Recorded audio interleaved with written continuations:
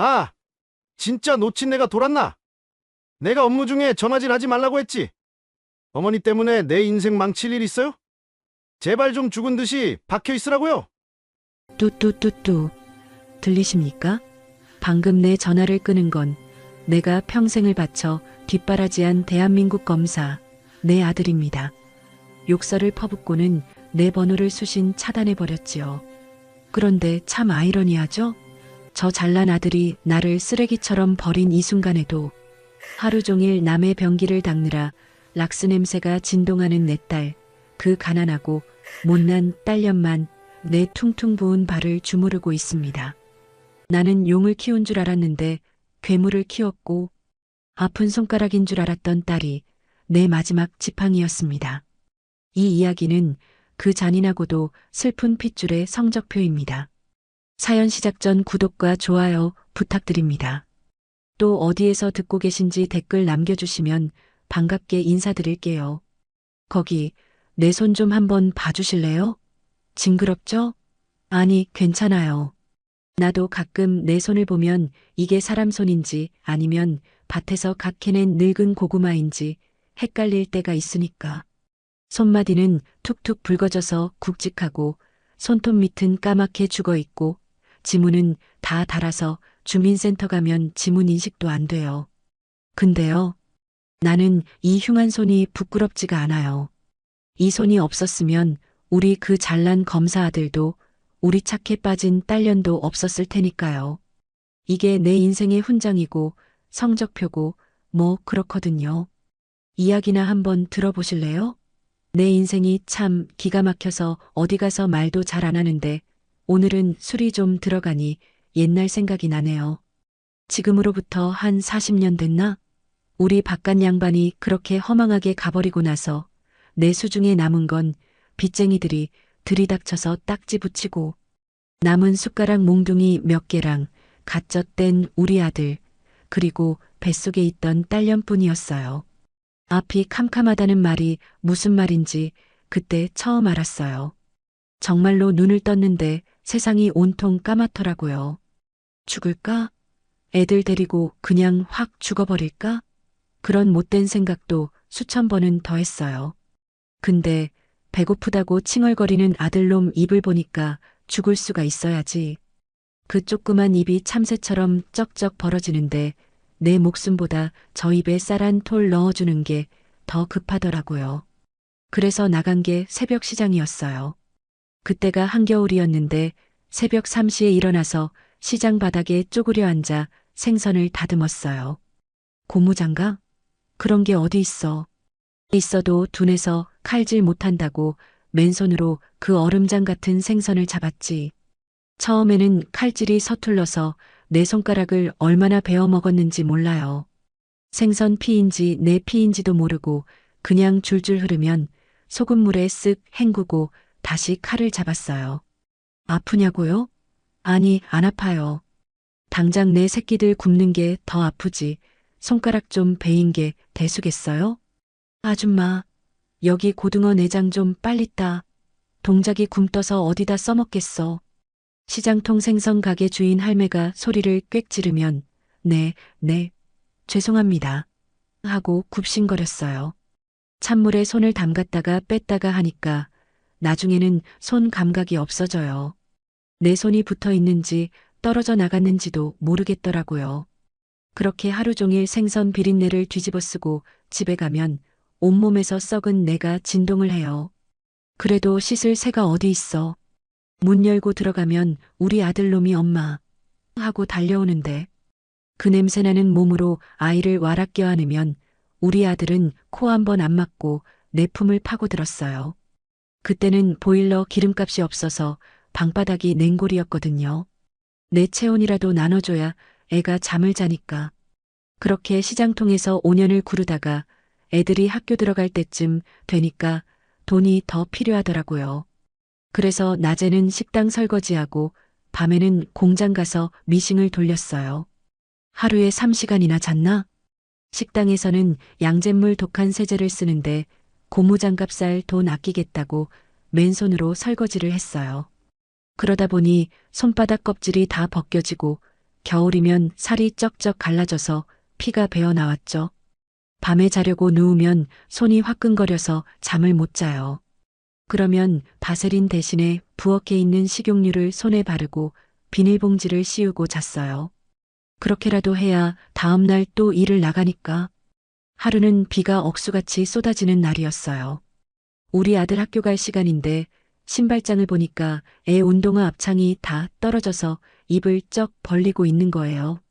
그걸 보고 있는데 억장이 무너지더라고요. 엄마, 나 다녀올게. 아들놈이 그 떨어진 신발을 신고 아무렇지 않게 나가는데 그 뒷모습을 보면서 내가 맹세했어요. 내 살을 깎아서라도 너희들 기죽게는 안 한다. 그 길로 공장장님한테 가서 값을 좀 해달라고 사정을 했어요. 아니, 김씨. 저번에도 가져가고 또 달라고 하면 어떡해? 반장님, 제발요. 제가 야근, 특근 다 할게요. 제발 딱 한 번만요. 그렇게 사정해서 받은 돈으로 운동화 한 켤레를 샀어요. 메이커는 아니지만 하얗고 튼튼한 거.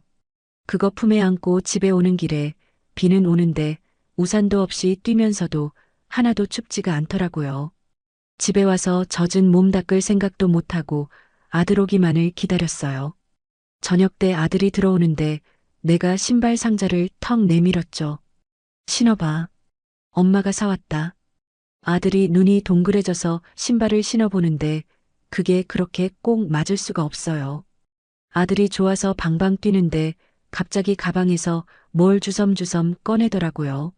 엄마, 나 이거. 꼬깃꼬깃한 시험지였어요. 빨간 색연필로 커다랗게 동그라미가 그려져 있고 100점이라고 쓰여 있더라고요. 선생님이 나 공부 잘한대. 엄마, 나 나중에 커서 훌륭한 사람 될 거야. 그래서 엄마 호강시켜 줄 거야. 그 어린 게 내 까칠한 손을 꼭 잡고 그 말을 하는데 참았던 눈물이 왈칵 쏟아지더라고요. 내가 그날 아들놈 끌어안고 얼마나 울었는지 몰라요. 그래, 내 새끼. 엄마가 몸이 부서져도 너 공부는 시킨다. 네가 펜대 굴리는 사람 되게 해줄게. 그때부터였을 거예요. 내가 사람이 아니라 기계가 되기로 마음먹은 게. 공장에서 미싱 바늘에 손가락이 찔려서 관통을 당해도 병원 갈 돈 아까워서 소주 붓고 헝겊으로 동여매고 다시 페달을 밟았어요. 식당에서 뜨거운 국물을 다리에 쏟아서 화상을 입어도 그거 치료할 돈이면 우리 아들 참고서가 몇 권인데 싶어서 약국에서 연고 하나 사서 바르고 말았어요. 사람들은 나보고 독하다고 합디다. 저 여자는 피도 눈물도 없다. 돈에 환장했다. 그런 소리 들을 때마다 나는 속으로 웃었어요. 니들이 자식 굶겨봤어? 자식놈 학교 준비물 못 사줘서 선생님한테 혼나고 온 날 그 눈빛을 봤어? 그런 거 안 겪어봤으면 말을 말라고. 나는 악착같이 돈을 모았어요.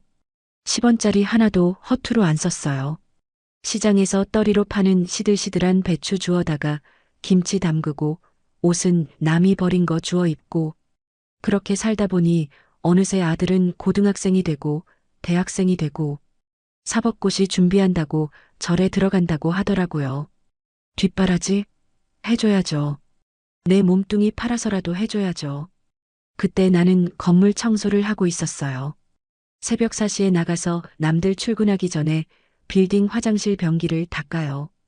변기 닦다가 허리가 끊어질 것 같아도 우리 아들 고시원비 보낼 날짜만 생각하면 힘이 솟아요. 점심은 도시락 싸간 찬밥 물 말아서 후루룩 마시고 믹스커피 한 잔 마시는 게 내 유일한 낙이었어요. 어느 날은 청소하다가 저기 유리창에 비친 내 모습을 봤어요. 머리는 하얗게 새고 허리는 굽고 옷은 꼬질꼬질하고 영락없는 꼬부랑 할머니가 서 있더라고요. 그때 내 나이가 50 조금 넘었을 땐데 근데 슬프지 않았어요. 거울 속에 비친 내 모습 뒤로 법복 입고 판사봉 두드리는 우리 아들 모습이 겹쳐 보였거든요. 내 젊음이랑 우리 아들 미래랑 맞바꾼 거니까 남는 장사 아닙니까? 가끔 딸내미가 그랬어요. 엄마, 오빠만 자식이야? 엄마는 왜 오빠한테만 그래? 엄마도 맛있는 것 좀 사 먹고 옷도 좀 사 입고 그래. 그러면 내가 딸 등짝을 찰싹 때리면서 그랬죠. 기집애가 말이 많아. 네 오빠가 잘 돼야 우리 집안이 일어나는 거야. 너도 나중에 오빠 덕 볼 날이 있을 거다.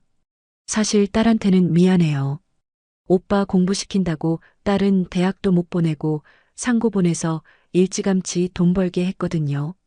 딸이 월급 받아오면 그것도 쪼개서 아들 고시원비로 보냈으니 지금 생각하면 딸년 가슴에 대못을 박은 거지. 근데 그때는 그게 맞는 줄 알았어요.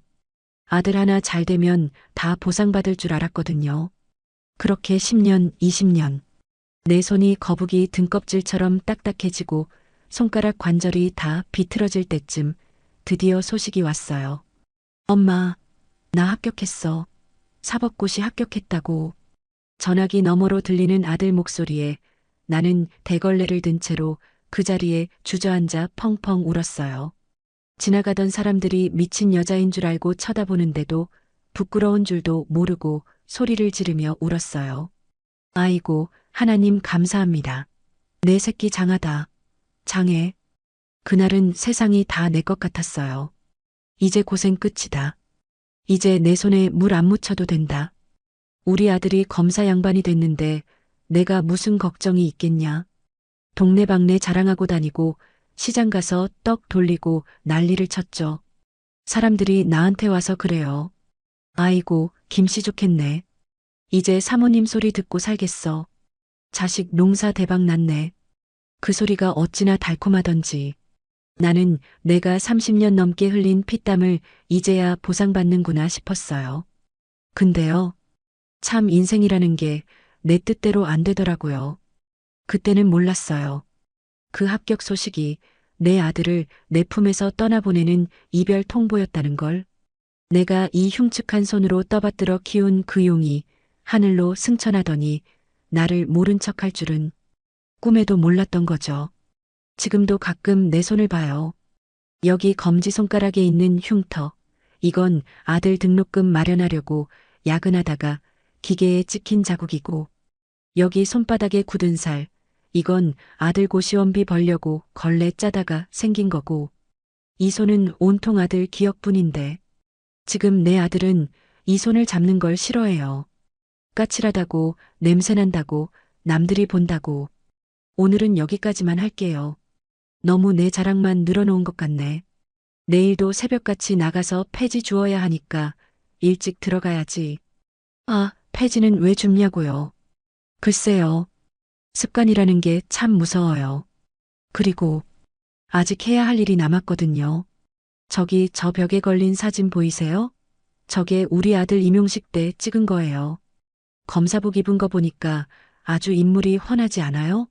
내 뱃속에서 저런 귀한 놈이 나왔다는 게 지금 봐도 안 믿겨요. 저 사진 찍던 날 내가 입고 간 한복이요. 시장에서 3만 원 주고 빌린 거거든요. 남들은 아들 검사 만드느라 뼈가 빠졌다는데 나는 그날 어깨에 뽕이 잔뜩 들어가서 구름 위를 걷는 기분이었어요. 식장에 앉아 있는데 단상 위에 올라간 우리 아들이 어찌나 빛이 나던지 내 눈이 멀어버리는 줄 알았다니까요. 그날 동네로 내려와서 아주 난리가 났었어요. 마을 입구에 현수막이 떡하니 걸렸는데 경축, 김순자 여사 장남 검사 임용, 이렇게 대문짝만하게 쓰여 있는 거예요. 이장님이랑 동네 사람들이 꽹과리치고 막걸리 나르고 나는 그날 빚을 내서라도 떡을 돌리고 싶더라고요. 그래서 꼬깃꼬깃 모아둔 쌈짓돈 털어서 시루떡을 100만 원어치나 했어요. 아이고, 순자네 좋겠어. 이제 고생 끝이고 호강할 일만 남았네. 아들이 검사면 이제 동네 군수도 부럽지 않지. 사람들이 내 손을 잡고 흔드는데 그 거친 손이 그날따라 하나도 안 부끄러운 거 있죠. 평생 남의 집 설거지나 하고 화장실 청소나 하던 청소부 김씨가 아니라 검사 어머니가 된 날이었으니까요. 그날 밤에 아들놈이 내 손을 잡고 그러더라고요. 엄마 고생했어. 내가 이제 진짜 효도할게. 서울 가서 자리 잡으면 엄마부터 모실게. 그 말 한마디에 지난 30년 고생이 눈 녹듯 사라지는 것 같았어요. 안 먹어도 배부르다는 말이 진짜 있더라고요. 근데 말이죠. 그게 내 인생의 가장 화려한 날이자 마지막 축제였다는 걸 그때는 몰랐어요. 아들이 서울로 발령받아서 떠나던 날이었어요. 내가 새벽부터 일어나서 겉절이 담그고 멸치 볶고 장조림하고 아들 좋아하는 반찬을 바리바리 싸서 아이스박스에 담았거든요. 고속버스 터미널까지 끙끙대며 들고 갔죠. 아들, 이거 가서 밥 챙겨 먹어. 밖에서 사 먹는 밥 몸에 안 좋다. 근데 아들 표정이 영 떫은감 씹은 표정인 거예요. 아, 엄마. 이런 걸 뭐하러 가져와. 냄새나게. 서울 가면 먹을 거 천지야. 버스에 냄새 배면 사람들이 싫어해. 아니, 스티로폼 박스에 꽁꽁 묶어서 냄새 안 나. 가서 냉장고에 넣어두고 먹어. 내가 억지로 짐칸에 실어주려니까 아들이 한숨을 푹 쉬면서 그러더라고요. 알았어, 알았어. 아, 창피하게 진짜. 창피하다. 그 말이 가슴에 콕 박히는데 차마 티는 못 내고 버스 떠나는 뒷공무니만 한참을 쳐다봤어요. 그래, 젊은 애가 촌스럽게 반찬 싸들고 가는 게 싫을 수도 있지. 내가 너무 주책이었나 보다. 그렇게 스스로를 타일렀어요. 아들이 떠나고 나니까 집이 절간처럼 조용해지더라고요. 나는 매일 아들 방을 닦았어요. 주인 없는 책상을 닦고 빈 침대를 쓰다듬으면서 전화기만 쳐다봤죠. 처음에는 하루에 한 번씩 전화가 왔어요. 엄마, 밥 먹었어? 나 이제 퇴근해. 그 목소리 듣는 낙으로 하루를 버텼어요. 전화 오면 할 말이 얼마나 많은지. 오늘 시장에서 누구를 만났고 옆집 개가 새끼를 낳았고 날씨가 추워져서 무릎이 시리다는 둥. 미주알고주알 떠들었죠. 근데 한 달이 지나고 두 달이 지나니까 전화 횟수가 뜸해지더라고요. 하루에 한 번 오던 게 이틀에 한 번, 사흘에 한 번.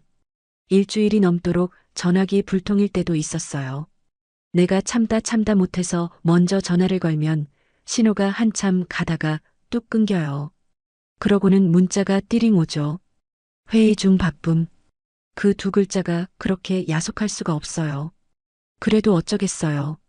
나란이라는 검사 양반이 바쁘다는데. 어느 날은 저녁 늦게 전화가 연결됐어요. 너무 반가워서 목소리가 좀 커졌나 봐요. 아들, 밥은 먹었냐? 애미야. 아, 엄마, 나 지금 일하는 중이야. 나중에 해. 아니, 목소리 들으려고. 김치는 다 먹었냐? 좀 더 보내줄까? 아, 됐다니까. 나 바쁘다고. 끊어. 뚝, 뚜마이너스, 뚜마이너스, 뚜마이너스.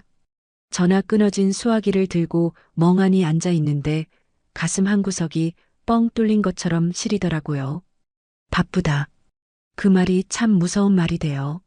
자식놈이 바쁘다는데 부모가 무슨 할 말이 있겠어요. 방해하면 안 되니까, 출첵일 막으면 안 되니까 입을 다물어야지. 그때부터는 전화벨이 울려도 겁이 나요. 내가 또 귀찮게 한 건 아닌가 싶어서. 동네 사람들은 나만 보면 물어봐요. 순자네, 아들이 서울 구경 안 시켜줘? 언제 올라가? 아들이 검사니까 용돈은 두둑하게 주지? 그러면 나는 그냥 웃어요. 아유, 바빠서 그래. 워낙 중요한 일을 하니까. 거짓말은 아니잖아요. 바쁜 건 사실이니까. 근데 속은 썩어 들어가요. 첫 월급 탔다고 내복 한 벌 보내왔는데 그게 택배로 왔어요. 전화 한 통 없이. 상자 안에 덜렁 내복 상자만 들어있는데 편지 한 장이 없더라고요. 돈 봉투? 그런 건 바라지도 않아요. 그냥 엄마 키워주셔서 감사합니다. 그 말 한마디가 듣고 싶었는데 딸내미가 옆에서 그걸 보고는 화를 내더라고요. 오빠는 무슨 싸가지가 이렇게 없어? 엄마한테 전화 한 통 하는 게 그렇게 힘들어? 내가 전화해서 한마디 해야겠어. 내가 딸을 말렸어요. 야, 나더라. 오빠 피곤해서 그런다. 네가 뭘 안다고 그래. 딸은 입을 삐죽거리면서 내 발을 주물러 주는데 나는 그게 또 미안한 거예요. 정작 고생해서 키워놓은 아들은 소식도 없고 대학도 못 보내고 고생시킨 딸년만 내 옆을 지키고 있으니 가끔 밤에 잠이 안 오면 아들 책상에 앉아서 아들 사진을 봐요.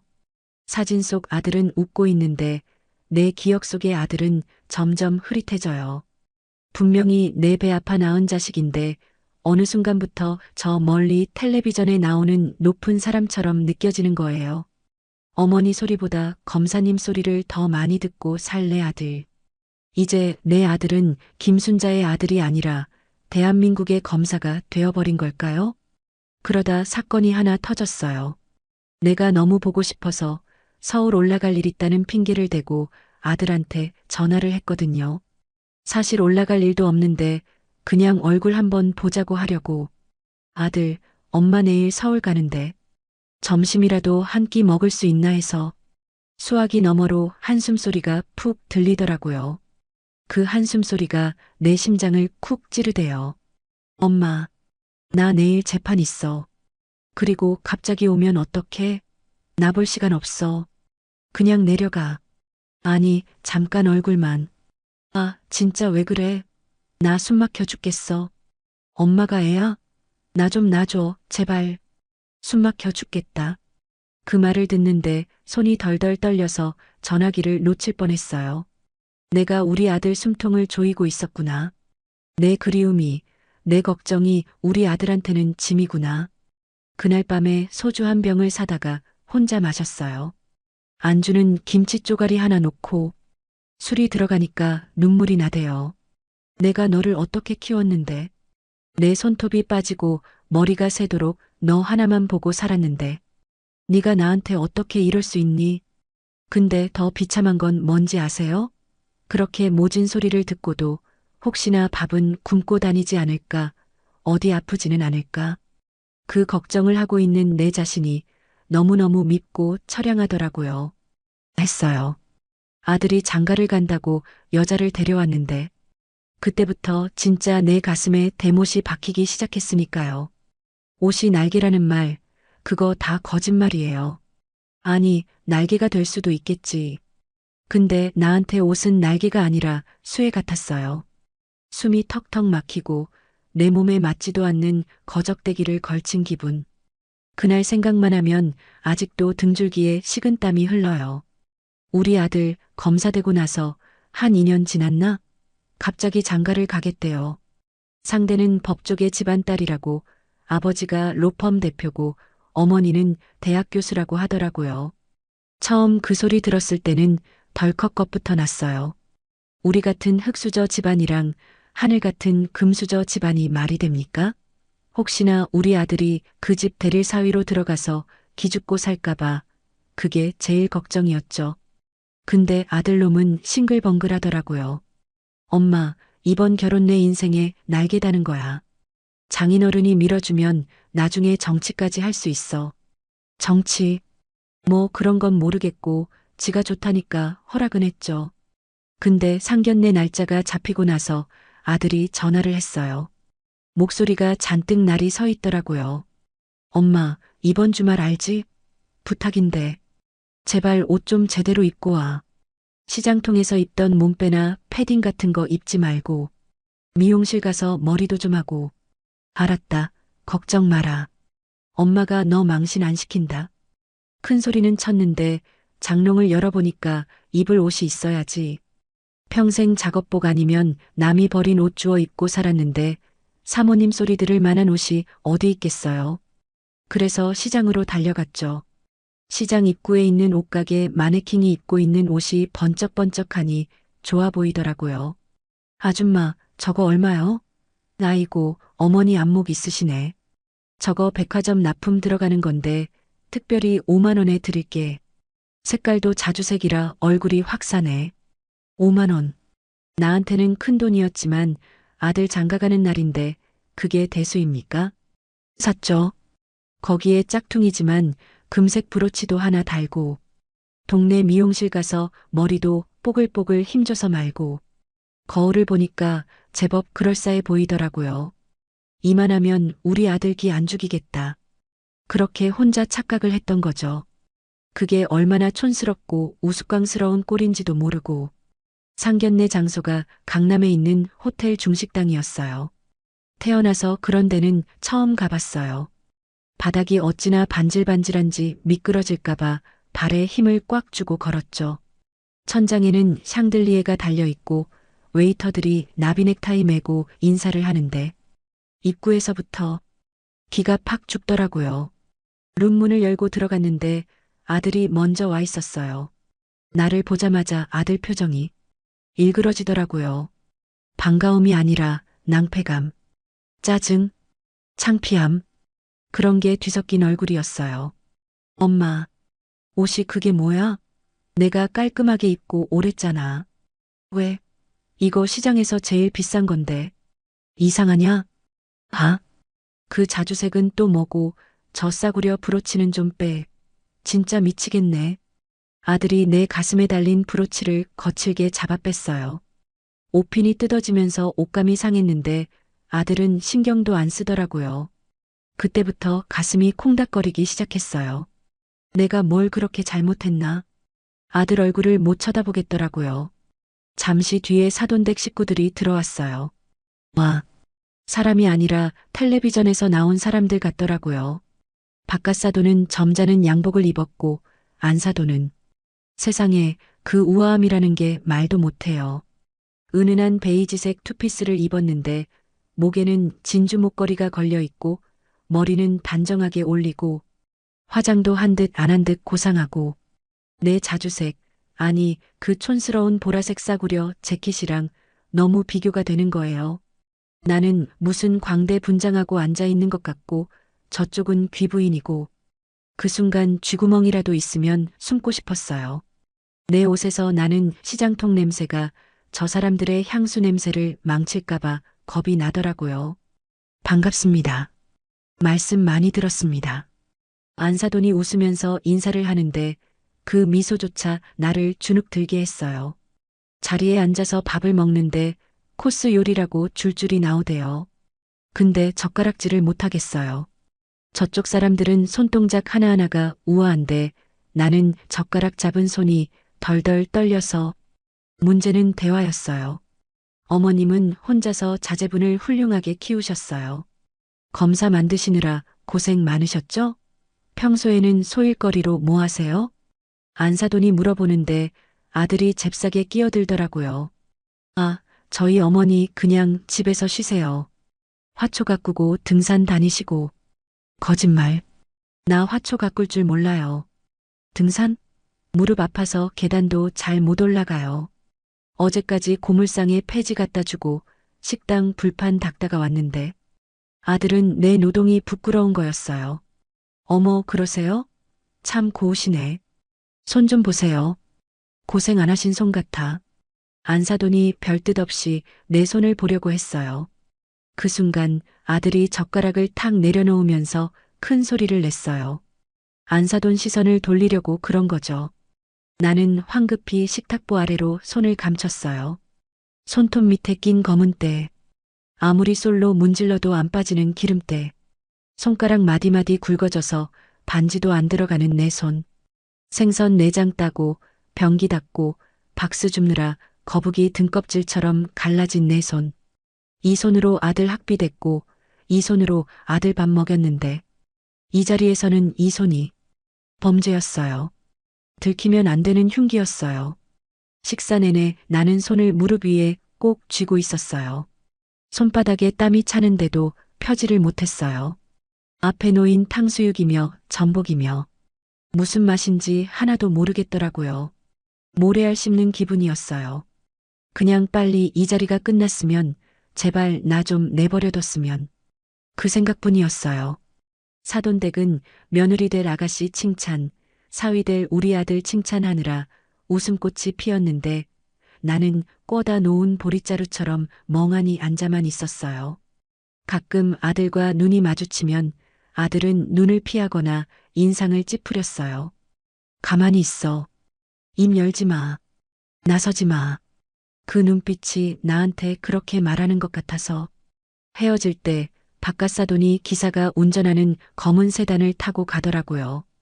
우리는 택시를 잡으려고 서 있었고요. 사돈차가 멀어지자마자 아들이 한숨을 땅이 꺼져라 쉬대요. 아, 아들, 엄마가 뭐 실수한 거 있냐? 내가 조심스럽게 물어봤어요. 아들이 나를 쳐다보는데 그 눈에 눈물이 고여 있는 것 같기도 하고 도끼가 서린 것 같기도 하고. 엄마, 제발 그냥 아무것도 하지 마. 오늘 엄마 옷, 말투, 밥 먹는 소리 다 거슬렸어. 장모님이 엄마 손 쳐다볼 때 내가 얼마나 조마조마했는지 알아? 제발 내 앞길 좀 막지 마. 부탁이야. 아들은 택시를 잡아 나를 태워보내고 자기는 뒤도 안 돌아보고 지하철역으로 가버렸어요. 택시 뒷자리에 앉아서 창밖을 보는데 서울 야경이 참 화려하대요. 근데 내 눈앞은 뿌옇게 흐려져서 아무것도 안 보였어요. 집에 돌아와서 그 자주색 재킷을 벗어던졌어요. 거울 속에 비친 늙은 여자가 보였어요. 쭈글쭈글한 얼굴, 굽은 등, 그리고 그놈의 못난 손. 내 아들은 내가 부끄러운 거였구나. 내가 낳았는데, 내가 키웠는데, 내 존재 자체가 아들한테는 흠집이고 오점이구나. 그날 밤에 딸내미가 퇴근해서 왔어요. 바닥에 널브러진 옷을 보고 놀라서 묻더라고요. 엄마, 왜 그래? 상견례 잘했어? 오빠는 뭐래? 사돈댁은 좋아? 내가 아무 말 없이 엎드려 있으니까 딸이 내 등을 쓸어주면서 물어요. 무슨 일 있었어? 혹시 그쪽에서 엄마 무시했어? 내가 가서 따져? 아니야. 아무 일 없었어. 그냥 피곤해서 그래. 차마 딸한테는 말 못하겠더라고요. 네 오빠가 나를 부끄러워하더라. 내가 네 오빠 인생의 걸림돌이라더라. 그 말을 어떻게 해요? 딸은 내 손을 잡고 조물조물 주물러줬어요. 우리 엄마 손이 제일 예쁜데. 세상에서 제일 고생한 손인데. 누가 뭐래도 나는 엄마 손이 제일 좋아. 딸의 그 말에 참았던 눈물이 베개 위로 뚝뚝 떨어졌어요. 소리내서 울지도 못하고 이불을 입에 물고 꺽꺽거리며 울었어요. 그날 이후로 나는 알게 됐어요. 이제 나는 아들의 세상에서 사라져줘야 하는구나. 투명 인간처럼 없는 사람처럼 살아야 우리 아들이 편하겠구나. 그래서 결심했죠. 결혼식장에서도 나는 혼주석에 앉는 마네킹이 되기로. 입 꾹 다물고 웃지도 말고 울지도 말고 그냥 아들 옆에 앉아있는 배경이 되어주기로요. 근데 그렇게 투명 인간이 되어줬는데도 아들은 만족을 못하더라고요. 결혼하고 나니까 아예 나를 지우려고 합디다. 마치 태어날 때부터 부모 없이 혼자 큰 사람인 것처럼. 전화 차단 당해본 적 있으세요? 나는 내 아들한테 수신 차단을 당했어요. 그것도 어버이날에요. 기가 막히죠? 전화기가요. 예전에는 세상에서 제일 고마운 물건이었거든요. 이 조그만 기계 너머로 엄마 하고 부르는 우리 아들 목소리가 들리면 그날 하루 피로가 싹 가셨으니까요. 근데 지금은 이 전화기가 세상에서 제일 무서운 물건이 돼버렸어요. 마치 언제 터질지 모르는 폭탄을 안고 사는 것 같아요. 아니, 이미 터져서 내 가슴이 너덜너덜해졌지. 아들 장가가고 나서 첫 명절, 추석 때였어요. 나는 한 달 전부터 들떴어요. 며느리랑 아들 오면 뭘 해먹일까? 송편은 쑥을 많이 넣고 빚어야지. 갈비는 제일 좋은 놈으로 재워놔야지. 시장을 10번도 더 갔다 왔어요. 냉장고가 터지도록 음식을 채워놓고 기다렸죠. 추석 이틀 전에 아들한테 전화가 왔어요. 엄마, 이번 추석에 못 내려가요. 응? 무슨 일이냐? 어디 아파? 아니, 장인어른이 괌으로 가족여행 가자고 티켓을 다 끊어 놓으셨어. 거절할 수가 없네. 처가 식구들 다 가는데 나만 빠질 수 없잖아. 엄마가 이해 좀 해줘. 이해. 그놈의 이해라는 말은 왜 항상 내 몫인지 모르겠어요.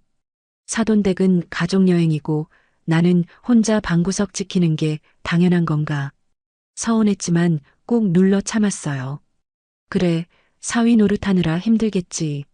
가서 점수 좀 따야 기 안 죽고 살겠지. 그래. 알았다.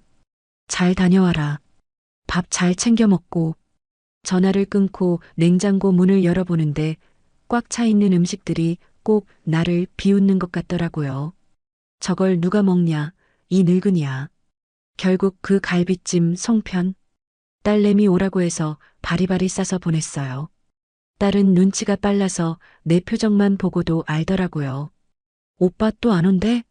처가 식구들이랑 놀러 갔어? 와, 진짜 너무하네. 엄마는 자존심도 없어? 왜 맨날 오빠 편만 들어? 딸이 화를 내면서 고기 반찬을 우적우적 씹어 먹는데 그 모습이 또 짠하고 미안하고 나는 밥알이 모래알 같아서 물에 말아 몇 숟가락 뜨고 말았어요. 그렇게 명절도 건너뛰고 제 생일도 건너뛰고 아들은 점점 멀어졌어요. 아니, 멀어진 게 아니라 아예 다른 세상 사람이 된 것 같았어요. 어느 날은 몸에 좋다는 흑염소즙을 큰맘 먹고 지었어요. 아들이 요새 야근이 많아서 피곤하다는 소리를 건너들었거든요. 택배로 보내면 또 뭐라고 할까봐 퀵 서비스 불러서 아들 회사로 보냈어요. 한두 시간이 지났나? 아들한테 전화가 왔는데 받자마자 소리를 꽥 지르는 거예요. 엄마, 내가 회사로 이런 거 보내지 말라고 했지. 아니, 너 기운 없어 보여서 냄새 안 나는 걸로 잘 포장해서 보냈는데 회사 사람들이 다 쳐다보잖아. 촌스럽게 무슨 흑염소야. 냄새나서 탕비실에 두지도 못하겠어. 김비서 시켜서 버리라고 했으니까 다시는 이런 거 보내지 마. 제발 좀 가만히 있어. 가만히. 버렸대요. 내가 폐지 주운 돈 꼬박 한 달 모아서 산 건데 그 약이 쓰레기통에 처박히는 상상을 하니까 내 마음도 같이 쓰레기통에 들어간 것 같더라고요. 그날 이후로 나는 아들한테 뭐 보내는 것도 포기했어요. 그리고 그해 5월 8일 어버이날이었어요. 아침에 딸이 출근하면서 내 가슴에 빨간 카네이션 조화를 달아줬어요. 봉투에 용돈 10만 원이랑 편지도 넣어서 엄마 낳아주셔서 고마워. 나중에 돈 많이 벌어서 진짜 금 카네이션 달아줄게. 사랑해. 딸은 그렇게 살갑게 하고 나가는데 나는 멍하니 전화기만 쳐다봤어요. 아들은 전화 한 통 없었어요. 아침 먹을 때도 점심 먹을 때도 해가 뉘엿뉘엿 지는데도 전화기는 조용했어요. 혹시 고장이 났나 싶어서 수화기를 들어봤는데 뚜마이너스하고 신호음은 멀쩡해요. 저녁 8시가 넘어가니까 속이 타들어가더라고요. 바빠서 잊어버렸나? 그래도 어버이날인데 내가 먼저 걸어보자. 자식이 못하면 부모가 먼저 하면 되지. 자존심이 밥 먹여주나. 떨리는 손으로 아들 번호를 눌렀어요. 단축번호 1번. 뚜루루. 뚝. 고객께서 전화를 받을 수 없어. 어라? 안 받네. 회의 중인가 보다. 30분 뒤에 다시 걸었어요. 뚜루루. 뚝. 고객께서 전화를 받을 수. 이상하다. 신호가 가기도 전에 끊기는 것 같기도 하고. 1시간 뒤에 또 걸었어요. 똑같았어요.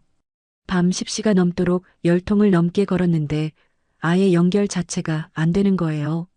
그때 불길한 예감이 스치고 지나갔어요. 설마. 아니겠지. 에이, 설마. 내 아들이 검사까지 된 놈이 자기 엄마 전화를 확인을 해야겠는데 내 전화기로는 안 되니까. 슬리퍼를 끌고 앞집으로 갔어요. 앞집 세댁한테 사정을 했죠. 세댁, 미안한데 전화기 좀 빌려줘. 내 전화기가 고장이 났나? 아들놈이랑 통화가 안 돼서 그래. 급한 일이라서. 세댁이 핸드폰을 빌려줬어요.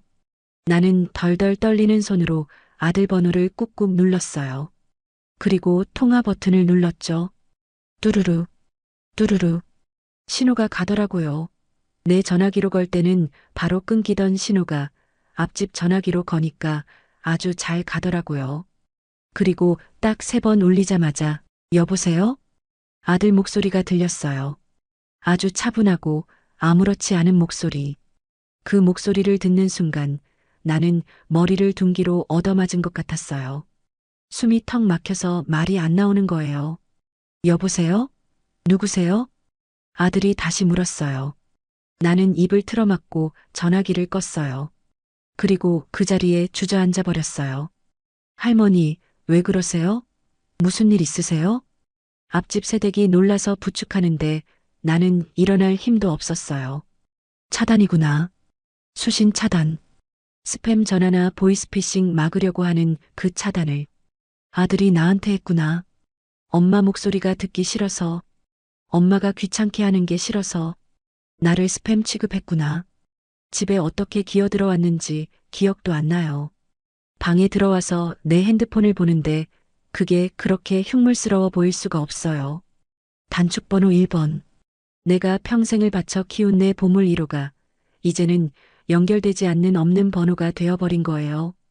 그날 밤 나는 카네이션을 뗀 자리에 멍이 들도록 가슴을 쳤어요. 울음소리가 밖으로 새어나갈까봐 이불을 뒤집어 쓰고 울었어요. 나쁜 놈, 독한 놈. 내가 너를 어떻게 키웠는데, 굶어가며 입혀가며 키웠는데, 배신감이라는 게 이런 거구나.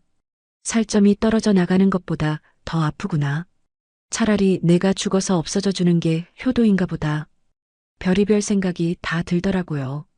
다음 날 아침 눈이 퉁퉁 부어서 일어났는데 딸이 식탁에 차려놓은 미역국이 보였어요. 아, 어제 내 생일은 아니었지만 딸이 고생했다고 끓여놓고 간 거였어요. 국물을 한 숟가락 뜨는데 목구멍으로 넘어가질 않아요. 그리고 결심했어요. 그래, 너한테 나는 이제 엄마가 아니라 짐짝이구나. 그럼 내려놔 주마.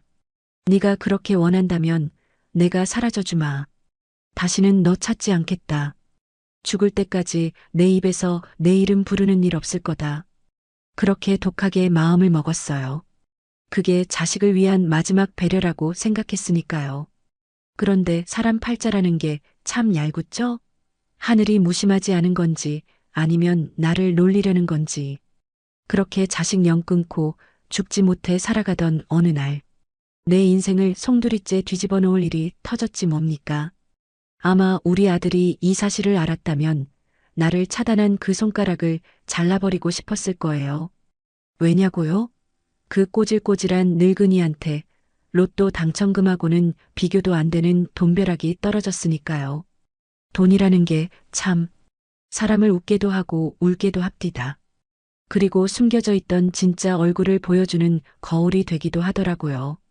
인생이라는 게 참 요물단지 같아요. 비가 오면 땅이 굳는다고 하죠? 근데 내 인생은 비가 오면 그냥 진흙탕이었어요. 평생을 질퍽거리는 흙탕물 속에서 허우적대며 살았으니까. 근데 말이죠. 그 진흙탕 속에 용이 숨어 있을 줄 누가 알았겠습니까? 그날도 비가 왔어요. 장마철이라 며칠째 패지도 못 줍고 방구석에 누워서 천장 얼룩만 세고 있었죠. 아이고, 내 팔자야. 죽지 못해 산다. 죽지 못해 살아. 습관처럼 신세 한탄을 하고 있는데 대문 밖에서 우체부 오토바이 소리가 들리더라고요. 계세요? 등기 왔습니다. 나가기 귀찮아서 없는 척할까 하다가 혹시 관공서에서 과태료라도 나왔나 싶어서 억지로 몸을 일으켰어요. 무릎이 쑤셔서 걷기도 힘들대요. 비틀비틀 나가서 등기를 받았는데 보낸 곳이 국토교통부 어쩌고 되어 있는 거예요. 순간 가슴이 덜컥했죠. 내가 뭐 잘못했나? 고물상 앞에 리어카 세워둔 거 딱지 끊었나? 손을 벌벌 떨면서 봉투를 뜯었어요. 종이가 비에 젖을까봐 처마 밑으로 바짝 붙어서 읽어내려가기 시작했죠. 신도시 개발 지구 확정 및 토지 수용 보상 안내. 처음엔 이게 무슨 귀신 신나락 까먹는 소린가 했어요. 우리 바깥 양반이 술 먹고 노름하다가 빚잔치하고 유일하게 남겨놓은 게 저기 뒷산 맹지랑 우리 집 터였거든요. 말이 산이지 돌멩이만 굴러다니는 쓸모없는 땅이라 팔리지도 않고 세금만 꼬박꼬박 나가서 내가 아주 애물단지 취급을 했단 말이죠. 근데 거기에 나라에서 반도체 공장이 들어온대요. 무슨 클러스터인가 뭔가 하는 게 생기면서 땅을 몽땅 수용한다는 거예요. 그래, 뭐 보상금이나 좀 나오면 빚이나 갚고 쌀이나 한가마니 사자. 그 생각으로 보상 내역서 뒷장을 넘겼어요. 거기에 숫자가 찍혀 있는데 처음엔 인쇄가 잘못된 줄 알았어요. 잉크가 번져서 동그라미가 계속 찍힌 줄 알았다니까요. 1, 10, 100, 1000만, 10만, 100만, 1000만. 억 다음이 뭐더라? 10억? 100억? 아니, 동그라미가 끝이 안 나요. 손가락으로 하나하나 짚어가면서 세는데 숨이 턱턱 막혀와요. 2천. 2천억? 내가 헛것을 보나 싶어서 돋보기를 닫고 다시 봤어요. 맞아요. 2천억이에요. 다리에 힘이 풀려서 그 빗바닥에 주저앉아 버렸어요. 빗물이 엉덩이를 적시는 줄도 모르고 종이를 움켜쥐고 멍하니 하늘만 쳐다봤죠. 이게 꿈이면 제발 깨지 마라. 아니, 꿈이면 억울해서 나 죽어서도 눈 못 감는다. 심장이 방망이질을 치는데 이러다가 심장마비로 죽으면 돈 한 푼 못 써보고 억울해서 어쩌나 싶어서 가슴을 퍽퍽 쳤어요. 다음 날 은행 문 열자마자 달려갔어요. 보상금 수령 통장을 만들어야 한다는데 내가 평생 거래하던 농협지점으로 갔죠. 내 꼴이 말이 아니었어요. 흙탕물 튄 몸빼 바지에 낡은 점퍼, 머리는 부스스하고 청원경찰이 나를 보더니 인상을 찌푸리면서 막아서더라고요. 할머니, 여기 노숙자 쉼터 아니에요. 나가세요. 평소 같으면 아니, 나 통장 정리하러 왔수. 하고 소리라도 쳤을 텐데 품에 안은 그 서류 봉투가 무서워서 말도 제대로 못하겠더라고요. 번호표를 뽑고 창구에 앉았어요. 여직원이 나를 쳐다보는 눈빛이 아주 싸늘해요. 냄새난다는 듯이 코를 찡긋거리고 무슨 일이세요? 이거 보상금 들어온다고 해서 내가 덜덜 떨리는 손으로 서류를 내미니까 여직원이 귀찮다는 듯이 종이를 휙 채가더라고요. 그러더니 모니터를 보면서 타자를 치는데 갑자기 타자 소리가 뚝 멈춰요. 여직원 눈이 왕방울만 해지더니 입이 떡 벌어지는 거예요. 나를 한번 쳐다보고 모니터 한번 보고 다시 나를 쳐다보고 저기 할머니? 아니 고객님? 잠시만요. 여직원이 허둥지둥 자리에서 일어나더니 어디론가 뛰어가요.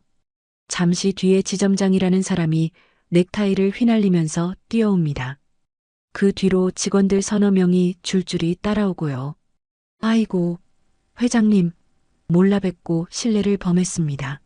어서 안쪽으로 드시지요. VIP실로 모셔. 당장? 살다 은행 VIP실이라는 곳을 다 들어가 봤네요. 바닥엔 양탄자가 깔려 있고 소파는 어찌나 푹신한지 엉덩이가 쑥 빠져서 일어나기도 힘들어요. 방금 전까지 나를 벌레 보듯 하던 여직원이 무릎을 꿇고 최고급 커피를 타오대요. 손을 덜덜 떨면서 지점장은 내 옆에 서서 땀을 뻘뻘 흘리며 굽신거려요. 회장님, 이 큰 금액을 저희 지점에 맡겨주신다면 제가 목숨을 바쳐서라도 불려드리겠습니다. 세무 상담부터 자산관리까지 전담팀을 꾸려서 무슨 말인지 하나도 안 들려요. 그냥 내 눈앞에 놓인 통장 하나만 보였어요. 새로 발급된 통장. 거기에 찍힌 숫자 2억 00000000000. 숫자가 너무 길어서 통장 한 줄을 다 채우고도 모자라요. 이게 내 돈이라니. 평생 콩나물값 500원 깎아달라고 신랑이 하던 내가 폐지 1kg에 50원 더 받겠다고 고물상 주인이랑 싸우던 내가 하루아침에 대한민국 0.1% 부자가 됐다는 게 실감이 안 나더라고요. 은행을 나오는데 세상이 달라 보여요. 늘 걷던 그 거리가 아니에요. 길가에 핀 잡초도 예뻐 보이고 매연을 뿜고 지나가는 버스도 반가워 보여요. 다리가 후들거려서 걷지를 못하겠는데 속에서는 뜨거운 불덩이가 치솟아 올라요. 소리라도 지르고 싶었어요. 나 부자다. 나 이제 돈 걱정 없다. 니들 다 덤벼라. 그때 딱 제일 먼저 생각난 사람이 누군지 아세요? 그래요. 내 아들. 내 목숨보다 더 귀하게 키운 우리 검사 아들. 이 사실을 알면 우리 아들이 얼마나 기뻐할까. 엄마 고생했다고 이제 호강시켜드린다고 춤이라도 추겠지. 며느리도 이제 나를 무시 못하겠지. 사돈데코를 납작하게 해줄 수 있겠지. 당장 핸드폰을 꺼냈어요. 단축번호 1번. 손가락이 통화 버튼 위에서 맴돌았어요. 아들, 놀라지 마라. 엄마가 로또보다 더한 걸 터뜨렸다. 이제 너 기죽고 살 필요 없어. 엄마가 강남에 빌딩 한 채 사줄게. 그런데 손가락이 눌러지질 않아요. 갑자기 귓가에 쟁쟁하게 들리는 기계음. 지금 거신 전화는 고객의 사정으로 연결할 수 없으며 수신 차단. 내 아들은 나를 차단했지. 내가 귀찮다고, 부끄럽다고, 내 목소리 듣기 싫다고 나를 끊어버렸지. 생각해보세요. 내가 지금 이 전화를 걸어서 아들, 엄마 2천억 생겼다 하면 아들은 어떻게 할까요? 당장 달려오겠죠. 버선발로 뛰어오겠죠. 내 앞에 무릎 꿇고 눈물 흘리며 빌겠죠. 엄마, 내가 잘못했어. 효도할게. 수신 차단 풀고 매일 아침 저녁으로 문안 전화하고 주말마다 한우 사들고 오겠죠. 근데 그게 나한테 절하는 겁니까? 아니면 내 통장에 절하는 겁니까? 그놈이 보고 싶은 게 늙은 어미의 얼굴일까요? 아니면 2천억이라는 돈다발일까요? 갑자기 등골이 오싹해지더라고요. 소름이 쫙 끼쳤어요. 돈 냄새 맡고 달려들 아들의 가식적인 웃음이 상상되는데 그게 너무 징그럽고 무서운 거예요. 그건 효도가 아니라 장사잖아요. 내가 내 배 아파 낳은 자식을 돈으로 매수하는 꼴이잖아요. 그리고 또 하나 겁나는 게 있었어요. 돈이 생기면 사람들이 변한다고 하잖아요. 형제끼리 칼부림 나고 부모 자식 간에 소송 걸고 난리 난다는 뉴스 많이 봤거든요. 만약 이 돈을 알게 되면 우리 아들은 완전히 괴물이 될지도 몰라요. 안 그래도 출세역의 눈먼 놈인데 이 돈을 쥐어주면 무슨 짓을 할지 모르잖아요. 그리고 우리 착한 딸내미. 그 아이마저 변하면 어쩌나. 오빠랑 재산 싸움하느라 원수가 되면 어쩌나. 우리 남매가 돈 때문에 서로 죽일 듯이 물어뜯는 꼴을 내가 어떻게 보나. 생각이 거기까지 미치니까 품에 안은 통장이 시한폭탄처럼 느껴지는 거예요. 이건 축복이 아니라 시험이다. 하늘이 나한테 마지막으로 자식 농사 채점해보라고 던져준 시험지다. 그래서 결심했죠. 입 다물자. 죽을 때까지, 아니 내가 진짜 자식이 누구인지, 누가 진짜 사람인지 확인할 때까지 이 돈은 세상에 없는 거다. 집에 돌아와서 방문을 걸어 잠갔어요. 장롱문을 열고 가장 깊숙한 곳, 곰팡이 냄새나는 바닥을 뒤졌어요. 거기에 내가 겨울마다 입는 빨간 내복들이 뭉쳐져 있거든요. 보풀이 잔뜩 일어서 남주기도 민망한 낡은 내복들. 그 사이에 통장을 쑤셔 넣었어요. 그리고 며느리가 예전에 촌스럽다고 버리라고 했던 그 누런 보자기로 꽁꽁 묶었어요. 누가 보면 영락없는 쓰레기 뭉치인 줄 알게. 너는 이제부터 돈이 아니다. 너는 내 자식 놈들 마음을 비추는 거울이다. 그렇게 중얼거리고 나니까 쿵쾅거리던 심장이 조금 진정되더라고요. 2천억을 깔고 앉아 있는데 꼬르륵 소리가 나요. 배가 고프대요. 부엌에 가서 찬밥 한 덩이를 물에 말았어요. 반찬은 쉰 김치 한 조각이랑 멸치볶음 몇 개. 웃기죠? 대한민국 최고의 부자가 먹는 저녁 밥상이 고작 이거라니. 근데 숟가락을 드는데 밥맛이 꿀맛이에요. 목구멍으로 술술 넘어가요. 왜냐? 든든한 백이 생겼으니까. 내 등 뒤에 2천억이라는 거인이 떡하니 버티고 서 있는 것 같으니까. 다음 날 아침 나는 평소랑 똑같이 새벽 5시에 눈을 떴어요. 달라진 게 있다면 눈을 뜰 때 아이고 허리야 하는 곡소리가 안 나온다는 거. 작업복 조끼를 입고 낡은 모자를 눌러 쓰고 구멍난 목장갑을 꼈어요. 거울을 봤죠. 거울 속에는 꼬질꼬질한 폐지 줍는 할머니가 서 있어요. 근데 눈빛이 달라요. 어제까지의 나는 가난에 찌든 노인이었지만 오늘의 나는 세상을 속이는 연기자인 거예요. 대문을 나서서 리어카 손잡이를 딱 잡았어요. 어제까지만 해도 이 리어카가 내 인생의 족쇄 같았거든요. 이걸 끌어야 하루 벌어 콩나물이라도 사니까. 근데 오늘은 느낌이 묵직하니 아주 좋아요. 이건 생계수단이 아니라 내 위장술인 거예요.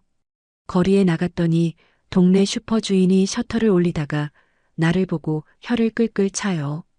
아이고, 김씨 할머니. 비도 오는데 또 나왔어? 아들이 검사라면서 꼴이 그게 뭐야? 아들이 용돈 안 줘?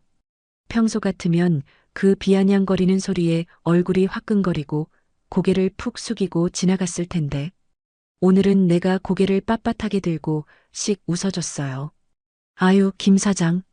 놀면 뭐해? 운동 삼아 하는 거지. 집에 있으면 몸만 굳어. 김 사장도 돈 많이 버슈. 속으로는 이렇게 외쳤죠. 이봐, 김 사장.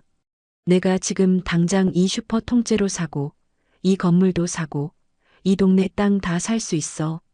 까불지 마라. 네가 보는 게 전부는 아니다.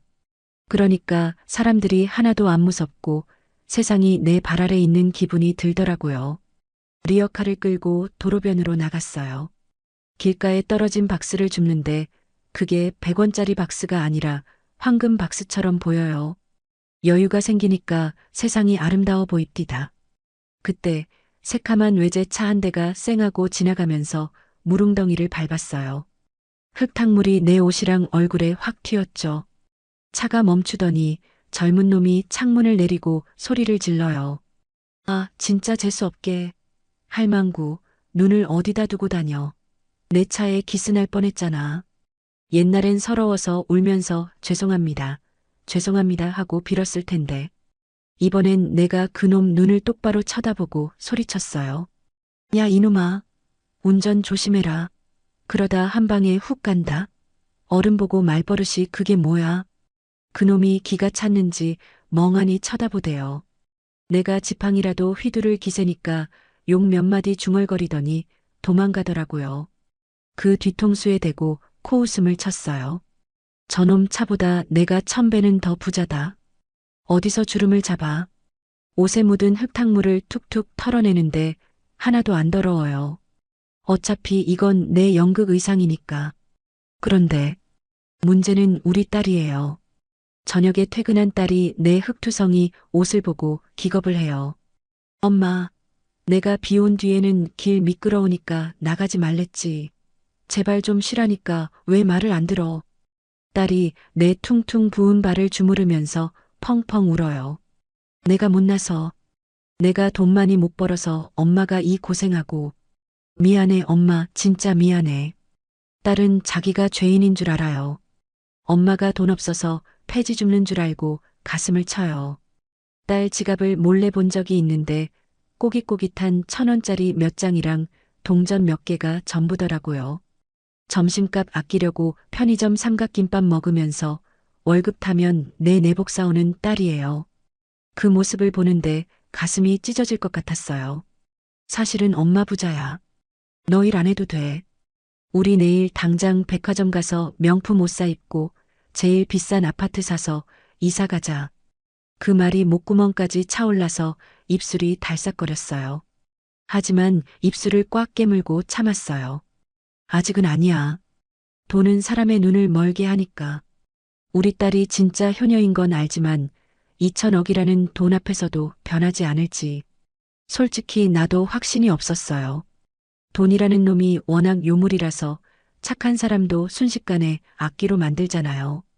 그래서 딸을 꼭 안아주기만 했어요. 미안하다. 엄마가 심심해서 그래. 늙으면 몸을 움직여야 안 아파. 걱정 마라. 그렇게 나는 완벽한 이중생활을 시작했어요. 낮에는 폐지 줍는 꼬부랑 할머니, 100원짜리 동전에 일희일비하는 가난한 노인. 하지만 밤이 되면 방문을 잠그고 낡은 내복 속에 통장을 꺼내 어루만지는 회장님. 아들은 여전히 연락이 없었어요. 수신 차단은 풀릴 기미가 안 보이고. 그래, 어디까지 하나 보자. 네가 언제까지 그 잘난 검사 타이틀 믿고 부모를 벌레 취급하는지 내가 끝까지 지켜보마. 나중에 네가 땅을 치고 후회하게 만들어주마. 내가 너한테 물려줄 건 돈이 아니라 뼈아픈 후회뿐일 거다. 그러던 어느 날이었어요. 하늘이 내 마음을 너무 독하게 먹었다고 벌을 주시는 건지 아니면 이제 때가 되었으니 판을 뒤집으라는 계시인지. 그날도 리어카에 박스를 가득 싣고 오르막길을 올라가고 있었어요. 날이 갑자기 더워져서 땀이 비 오듯 쏟아지는데 갑자기 눈앞이 핑 돌더라고요. 하늘이 노랗게 변하고 땅이 솟구쳐 오르는 것 같더니 귀에서 B- 하는 소리가 들려요. 안 되는데. 다리에 힘이 풀리면서 그대로 아스팔트 바닥에 꼬꾸라졌어요. 무거운 리어카가 뒤로 밀리면서 내 다리를 덮치는 게 느껴졌지만 아픈 줄도 몰랐어요. 의식이 가물가물해지면서 시야가 좁아지는데 내 머릿속엔 딱 하나뿐이었어요. 통장. 장롱 밑에 통장. 그거 들키면 안 되는데. 우리 딸이 그거 보면 놀랄 텐데. 아들놈이 알면 안 되는데. 사람들이 웅성거리는 소리가 들려요. 할머니, 정신 차리세요. 119 불러. 여기 사람 쓰러졌어. 구급차 사이렌 소리가 멀리서 들려오고 나는 그렇게 깊은 어둠 속으로 빠져들었어요. 그리고 그 사고가 내 비밀 금고의 문을 여는 열쇠가 될 줄은 꿈에도 몰랐죠. 판도라의 상자가 열리기 직전이었습니다. 눈을 떴는데 온통 하얗더라고요.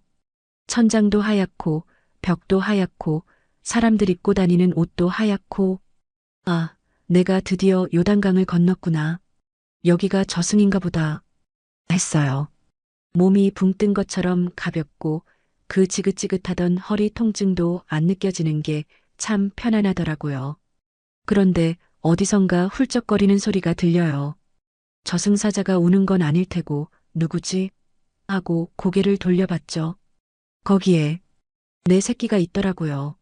우리 딸 미정이가. 머리는 산발을 해가지고 화장기 하나 없는 얼굴에 눈물 콧물 범벅이 돼서 내 손을 꼭 잡고 있는데 입고 있는 옷을 보니까 가슴이 철렁해요. 어디서 일하다 바로 뛰쳐왔는지 청소업체 유니폼 조끼를 그대로 입고 있더라고요. 앞치마에는 거무튀튀한 얼룩이 묻어 있고 신발은 한쪽 끈이 풀린 채로 덜렁거리고 그 모습을 보니까 아직 저승 갈 때가 아니구나 싶어서 정신이 번쩍 들대요. 내가 가면 저 불쌍한 년 누가 챙기나 싶어서요. 엄마, 정신이 들어?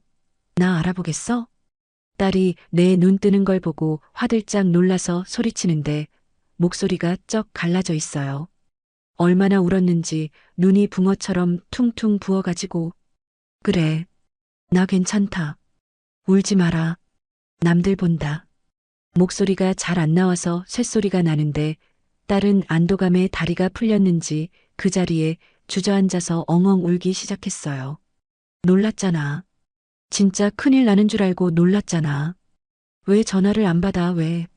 딸의 등을 토닥거려 주려는데 팔에 주사 바늘이 주렁주렁 매달려 있어서 꼼짝을 못 하겠더라고요.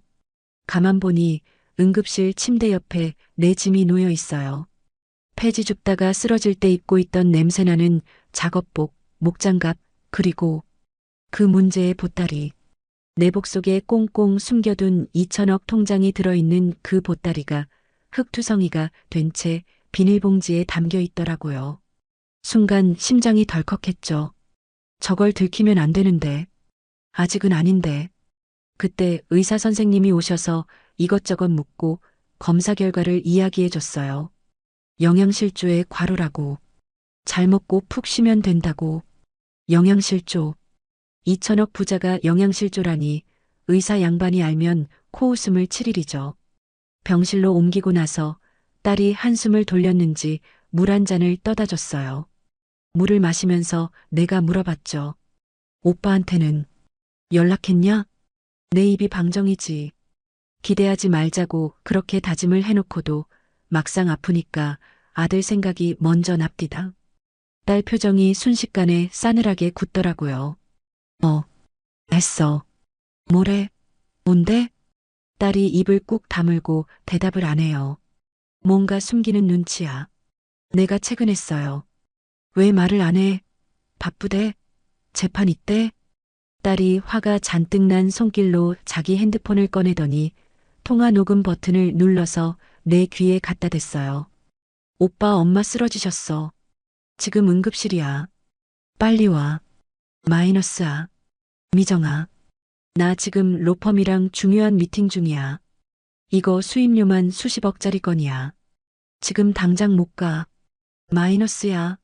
엄마가 쓰러졌다니까? 돈이 중요해. 의식도 아직 없으시다고. 마이너스야. 그러니까 내가 가서 뭘 할 수 있는데? 내가 의사야? 일단 1인실 잡아드려. 그리고 간병인 써. 내가 돈 보낼 테니까. 나중에 갈게. 끊어. 녹음이 끝나고 정적이 흐르는데 병실 공기가 얼음장처럼 차가워졌어요. 딸이 핸드폰을 휙 던지듯 침대 위에 내려놓고 씩씩거려요.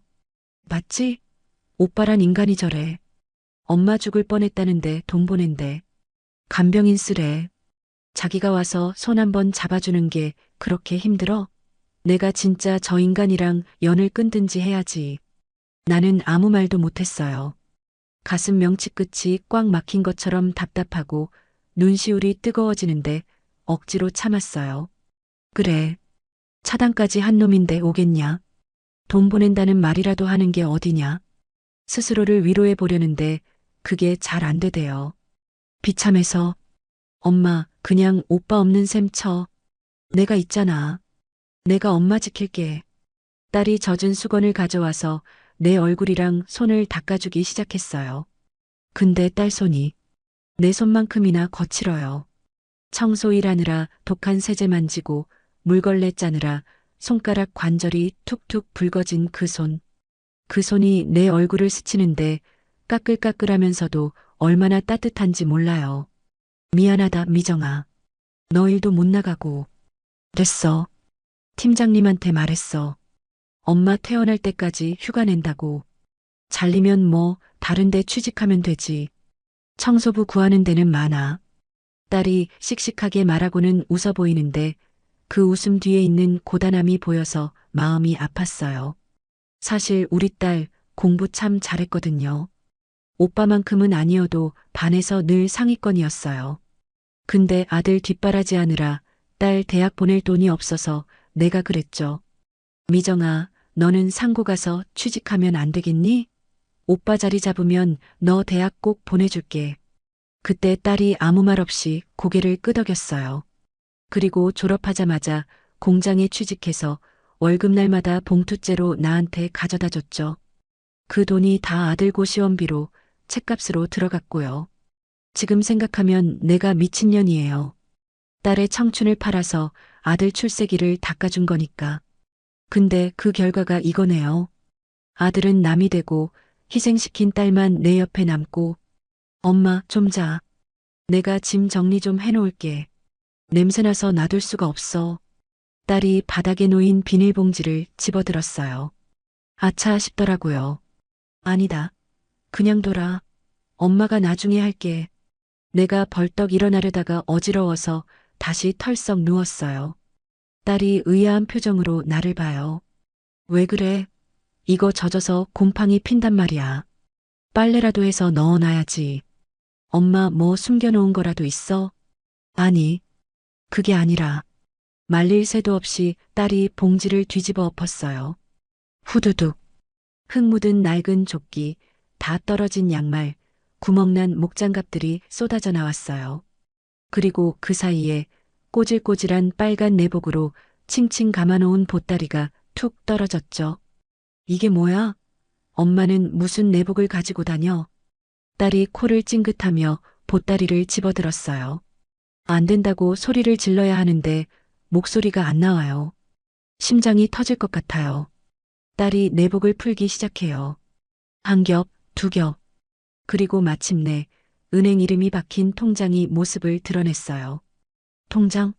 엄마 통장 가지고 다녔어? 잃어버리면 어쩌려고.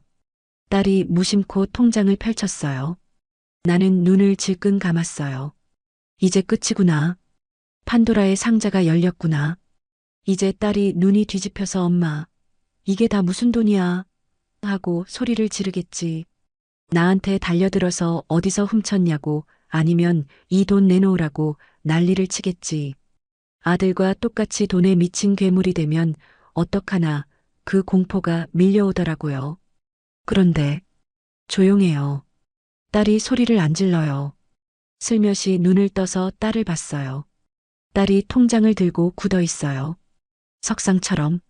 입은 벌리고 있는데 말이 안 나오고 눈은 통장에 고정된 채 깜빡이지도 않아요. 손을 덜덜 떨기 시작해요. 엄마. 딸이 쉰 목소리로 나를 불러요. 이거 뭐야? 1, 10, 100, 1000, 10억? 100억? 1000? 딸이 숫자를 세다가 숨이 막히는지 가슴을 쳐요. 그리고 나를 쳐다보는데 그 눈빛이 내가 예상한 거랑 달라요. 탐욕이나 기쁨이 아니에요. 혼란 그리고 깊은 슬픔이었어요. 엄마, 이거 진짜 돈이야? 위조한 거 아니지? 엄마 보이스피싱 당한 거 아니지? 진짜다. 나라에서 땅 보상금 나온 거야. 내가 기어들어가는 목소리로 대답했어요.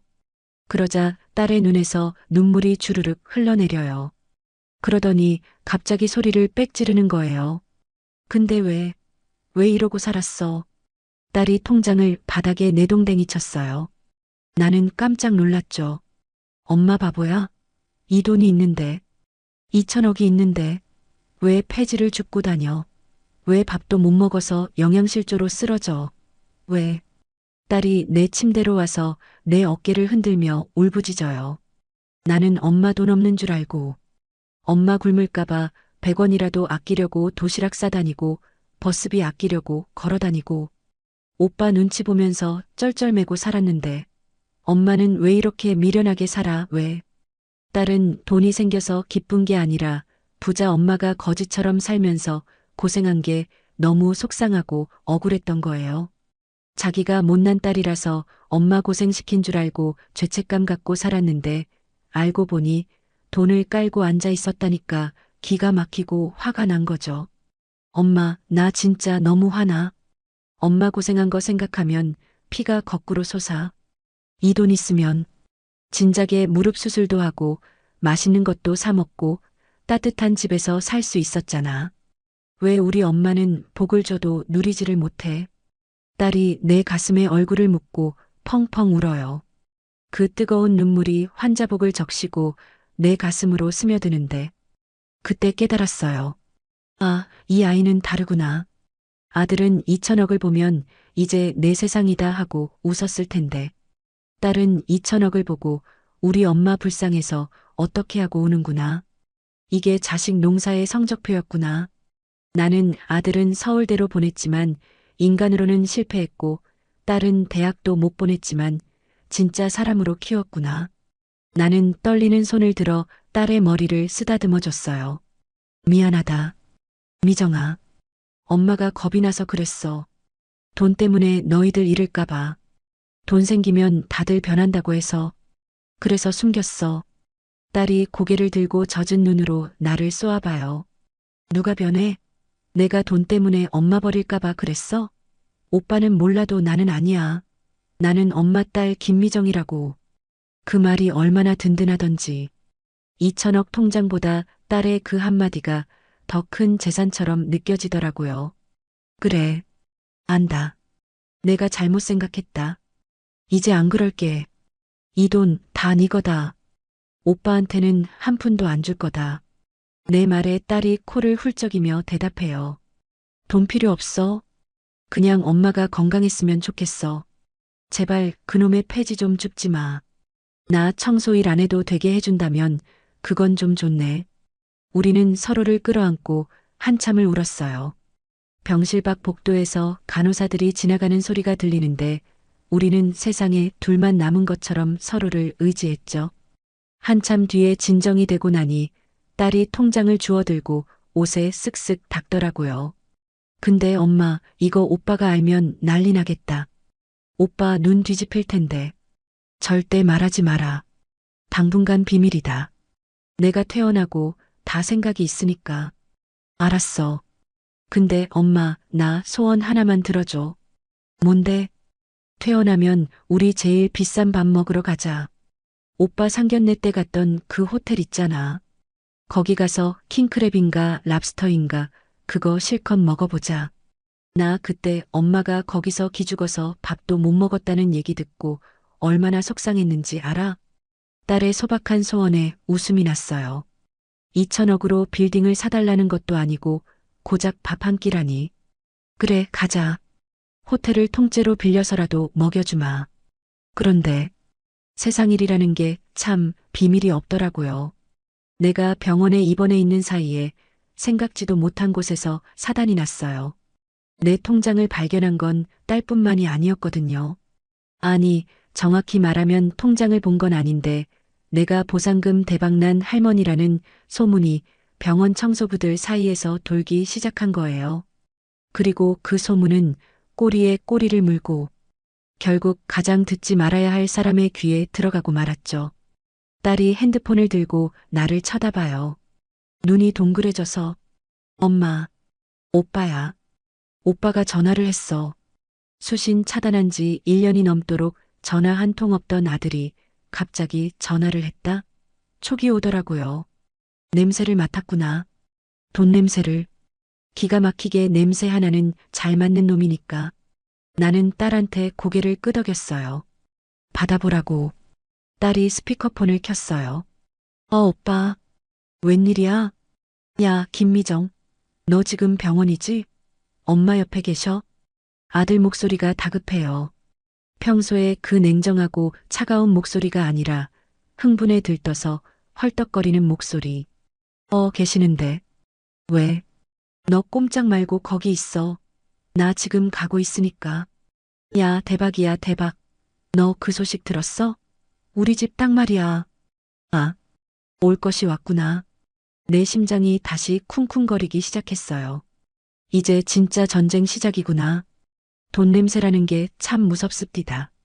상어는 피 냄새를 맡으면 심리 밖에서도 달려온다는데 돈에 미친 사람은 지옥 끝에서도 냄새를 맡고 달려오나 봐요. 딸내미랑 서로 부둥켜 안고 한바탕 울고 나서 마음을 좀 추스르고 있는데 복도가 시끌시끌해요. 간호사들이 보호자님, 여기로 오시면 안 돼요. 하고 말리는데도 구두굽 소리가 타닥타닥 아주 요란하게 다가오더라고요. 그리고 병실 문이 부서져라 쾅 열렸어요. 누가 들어왔는지 아세요? 그래요. 내 배 아파 나왔지만 1년 넘게 내 목소리조차 차단해버렸던 그놈. 대한민국 검사, 우리 아들이었어요. 근데 그 꼴이 아주 가관이에요. 어디서 마라톤이라도 하고 왔는지 이마엔 땀방울이 송글송글 맺혀 있고 숨을 헐떡거리는데 가만 보니 머리는 흐트러짐 없이 왁스로 고정돼 있고 양복은 주름 하나 없이 빳빳해요. 숨찬 척 연기하는 거죠. 어머니 걱정에 한달음에 달려왔다는 걸 보여주려고. 양손에는 뭐가 잔뜩 들려 있어요. 한 손에는 사람 몸통만 한 꽃바구니. 그 좁은 병실에 꽃 냄새가 진동을 해서 머리가 아플 지경이었어요. 그리고 다른 한 손에는 세상에 금색 보자기로 싼 한우갈비 세트를 들고 왔더라고요. 지금 영양실조로 쓰러져서 미움도 못 넘기는 환자한테 생고기를 들고 온 거예요. 이게 무슨 뜻이겠어요? 나 돈 좀 썼소. 나 비싼 거 사왔소. 그냥 이거 보여주러 온 거죠. 환자 상태 같은 건 안중에도 없고. 어머니, 어머니. 아들이 꽃바구니랑 고기 상자를 바닥에 팽개치더니 내 침대로 다이빙하듯이 달려들었어요. 그러고는 내 손을 덥석 잡는데 그 손길이 어찌나 축축하고 끈적거리는지 소름이 쫙 돋더라고요. 어머니, 이게 무슨 일입니까? 쓰러지시다니요. 제가 얼마나 놀랐는지 아세요? 흑흑. 아들이 내 배 위에 얼굴을 묻고 우는데 어깨를 들썩거리면서 통곡을 해요.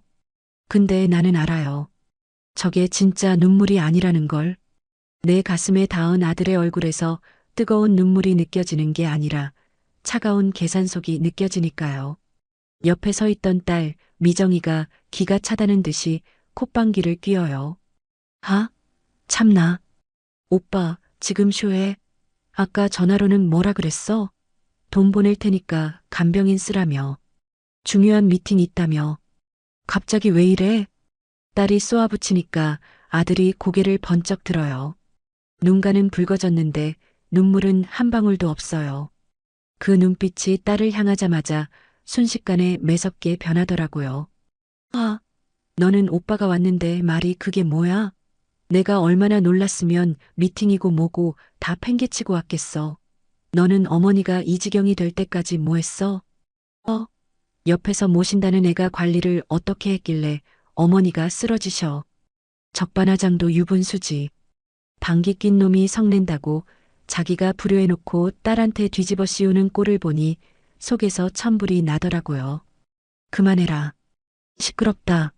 내가 힘없는 목소리로 말했어요. 그러니까 아들이 다시 내 쪽으로 획 돌아앉더니 세상에서 제일 슬픈 표정을 지어요. 어머니, 죄송해요. 제가 불효자입니다. 진작 찾아뵀어야 했는데 나란 일이 너무 바빠서. 흑흑. 이제 제가 다 보상해 드릴게요. 이제 아무 걱정 마세요. 그러더니 내 손을 잡고 자기 볼에 비벼대기 시작해요. 예전에 상견례 때 내 손이 더럽고 부끄럽다며 식탁보 밑으로 숨기라고 눈치 주던 그 놈이 내 손톱 밑에 때가 끼어서 밥맛 떨어진다고 젓가락 탁 내려놓던 그 놈이 지금은 내 손등에 뽀뽀를 하고 난리를 쳐요. 이 손이 예뻐서 그러는 걸까요? 아니죠. 이 손에 쥐어진 2천억짜리 통장이 예뻐서 그러는 거겠죠. 나는 가만히 아들로 많은 양을 지켜봤어요. 어디까지 하나 보자. 네 밑바닥이 어디인지 한번 보자. 그래. 바쁜 검사 양반이 여긴 웬일이냐. 내 전화는 받지도 않더니 내가 뼈 있는 말을 툭 던졌어요. 아들 눈동자가 순간적으로 흔들리더라고요. 당황한 기색이 역력해요. 아, 그게요 어머니. 오해세요. 제가 어머니를 왜 피하겠어요. 핸드폰이 고장이 나서. 그리고 제가 특수부에 있다 보니까 보안 때문에 모르는 번호나 예전 번호는 자동으로 차단되는 시스템이 있어서. 거짓말. 앞집 세댁 전화기로 걸었을 땐 신호 3번 만에 받았잖아. 내 번호만 콕 집어서 수신 차단해놓고 이제 와서 시스템 핑계를 대? 검사라는 놈이 거짓말을 밥 먹듯이 하네요. 시스템? 그래. 기계가 맘대로 엄마를 차단했다 이거지? 네. 그럼요. 제가 당장 고칠게요. 아휴, 진작 알았으면 제가 먼저 전화드렸을 텐데. 아들이 능청스럽게 주머니에서 핸드폰을 꺼내더니 내 눈앞에서 뭔가를 조작하는 척해요. 아마 차단을 풀고 있겠죠. 그 모습이 어찌나 우스꽝스러운지. 어머니, 근데요. 드디어 본론이 나오려나 봅니다. 아들이 눈치를 살살 보더니 목소리를 낮춰요. 저기, 제가 오는 길에 들었는데 우리 집 쪽이 재개발된다면서요? 무슨 보상금이 나온다는 소문이 있던데. 역시나 내 안부 묻는 건 1분도 안 되고 바로 돈 얘기로 넘어가네요. 딸 미정이가 옆에서 끼어들었어요. 오빠, 엄마 지금 막 깨어나셨어. 그 얘기가 지금 중요해? 야, 넌 좀 빠져. 어른들 얘기하는데 끼어들지 말고. 이게 다 집안 대소사고 어머니 노후가 달린 문제야. 법적인 건 내가 제일 잘 아니까 내가 챙겨드려야지. 아들이 딸을 벌레 쫓듯 손짓으로 쫓아내고 다시 내 손을 꼭 잡아요. 눈빛이 번들거려요. 탐욕으로 이글거리는 그 눈빛. 어머니, 사실입니까? 보상금 통지서 받으셨어요? 얼마래요? 제가 알아본 바로는 그쪽 땅이 평당 가격이 꽤 나가서 이미 다 알아보고 왔으면서 등기부등본 다 떼보고 보상금 규모까지 계산기 두드려보고 왔으면서 모르는 척 떠보는 꼴이라니. 나는 침대 옆 서랍장을 눈짓으로 가리켰어요. 거기에 딸이 아까 정리해둔 낡은 보따리가 들어있었거든요. 저기, 서랍 열어봐라. 아들이 총알같이 튀어나가서 서랍을 열어요. 낡은 내복 뭉치를 꺼내는데 평소 같으면 더러워 하고 집어 던졌을 놈이 그걸 무슨 보물단지 모시듯이 조심조심 펼쳐요. 그리고 통장이 나오자 아들의 손이 눈에 띄게 떨리기 시작합니다. 침을 꿀꺽 삼키는 소리가 병실에 쩌렁쩌렁 울려요. 통장을 펼쳐서 숫자를 확인하는 아들의 표정. 나는 평생 잊지 못할 겁니다. 로또 1등 당첨된 사람 표정이 그럴까요? 아니요, 그건 비교도 안 돼요. 눈알이 튀어나올 것 같고 입은 귀에 걸리고 콧구멍이 벌렁거리는데 사람이 아니라 탐욕에 미친 악기 같았어요. 2천. 2천억. 아들이 비명을 지르듯이 소리쳤어요. 그리고는 갑자기 바닥에 무릎을 꿇고 통장에다가 키스를 퍼붓는 거예요. 쪽쪽 소리가 나게. 하하, 대박이다. 진짜 대박이야. 어머니, 우리 어머니 최고. 내가 이럴 줄 알았어. 우리 집안이 드디어 일어나는구나. 딸 미정이는 그 꼴을 보고 구역질이 나는지 고개를 돌려버렸어요. 나도 속이 울렁거려서 토할 것 같더라고요. 저게 내 아들이라니. 내가 저 괴물을 키우려고 40년을 새벽 시장 바닥을 기어다녔나? 아들이 흥분을 가라앉히지 못하고 다시 내 침대로 와서 내 어깨를 흔들어요. 어머니, 이거 당장 관리 들어가야 해요. 그냥 두면 세금 폭탄 맞아요. 제가 아는 세무사, 변호사 다 붙여서 완벽하게 방어해 드릴게요. 일단 이 통장 제가 가져가서. 아들이 통장을 자기 품에 넣으려고 해요. 그 순간 내가 있는 힘을 다해 아들의 손목을 탁 잡았어요. 어디서 그런 힘이 나왔는지 모르겠어요. 내 손아귀 힘에 아들이 놀라서 나를 쳐다봐요. 어머니, 내놔라. 내 통장 내놓으라고. 내 목소리가 아주 차갑고 낮게 깔렸어요. 아들이 당황해서 억지 웃음을 지어요. 에이, 어머니도 참. 제가 가지겠다는 게 아니라 관리를 해드린다는 거죠. 어머니가 이런 큰 돈을 어떻게 관리하세요? 사기꾼들이 꼬일 텐데. 검사인 아들이 딱 지키고 있어야죠. 사기꾼? 내가 헛웃음을 쳤어요. 그래, 사기꾼이 꼬이겠지. 근데 내 눈에는 지금 내 앞에 있는 놈이 제일 큰 사기꾼 같은데. 병실 공기가 순식간에 얼어붙었어요. 아들 표정이 딱딱하게 굳어가요. 딸 미정이가 놀라서 나를 쳐다보고요. 어머니, 그게 무슨 섭섭한 말씀이세요? 아들한테 사기꾼이라니요. 아들? 그래, 아들 좋지. 근데 너 나 차단했다며. 바빠서 죽을 시간도 없다며. 내 전화는 스팸 취급하던 놈이 이 통장 보니까 갑자기 효자가 되고 싶더냐? 내가 몸을 일으켜 세웠어요. 링거줄이 팽팽하게 당겨졌지만 신경 안 썼어요. 아들의 눈을 똑바로 쏘아봤죠. 똑바로 말해라. 네가 지금 여기 달려온 게 내가 걱정돼서냐? 아니면 이 돈 뺏길까봐 겁나서냐?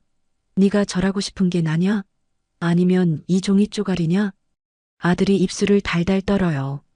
변명거리를 찾느라 눈알이 팽그르르 돌아가는 게 다 보여요. 아니, 어머니, 왜 말씀을 그렇게 하세요? 저는 당연히 어머니가 걱정돼서. 거짓말 마라. 내가 소리를 빽 질렀어요. 내 평생 그렇게 큰 소리를 낸 건 처음이었을 거예요. 니놈 눈빛만 봐도 안다.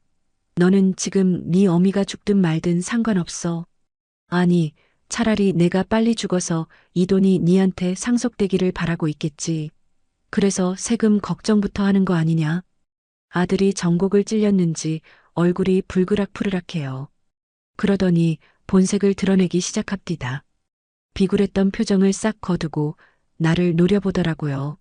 아, 참. 어머니, 진짜 너무하시네. 노인네가 돈 좀 생겼다고 유세 떠시는 거예요?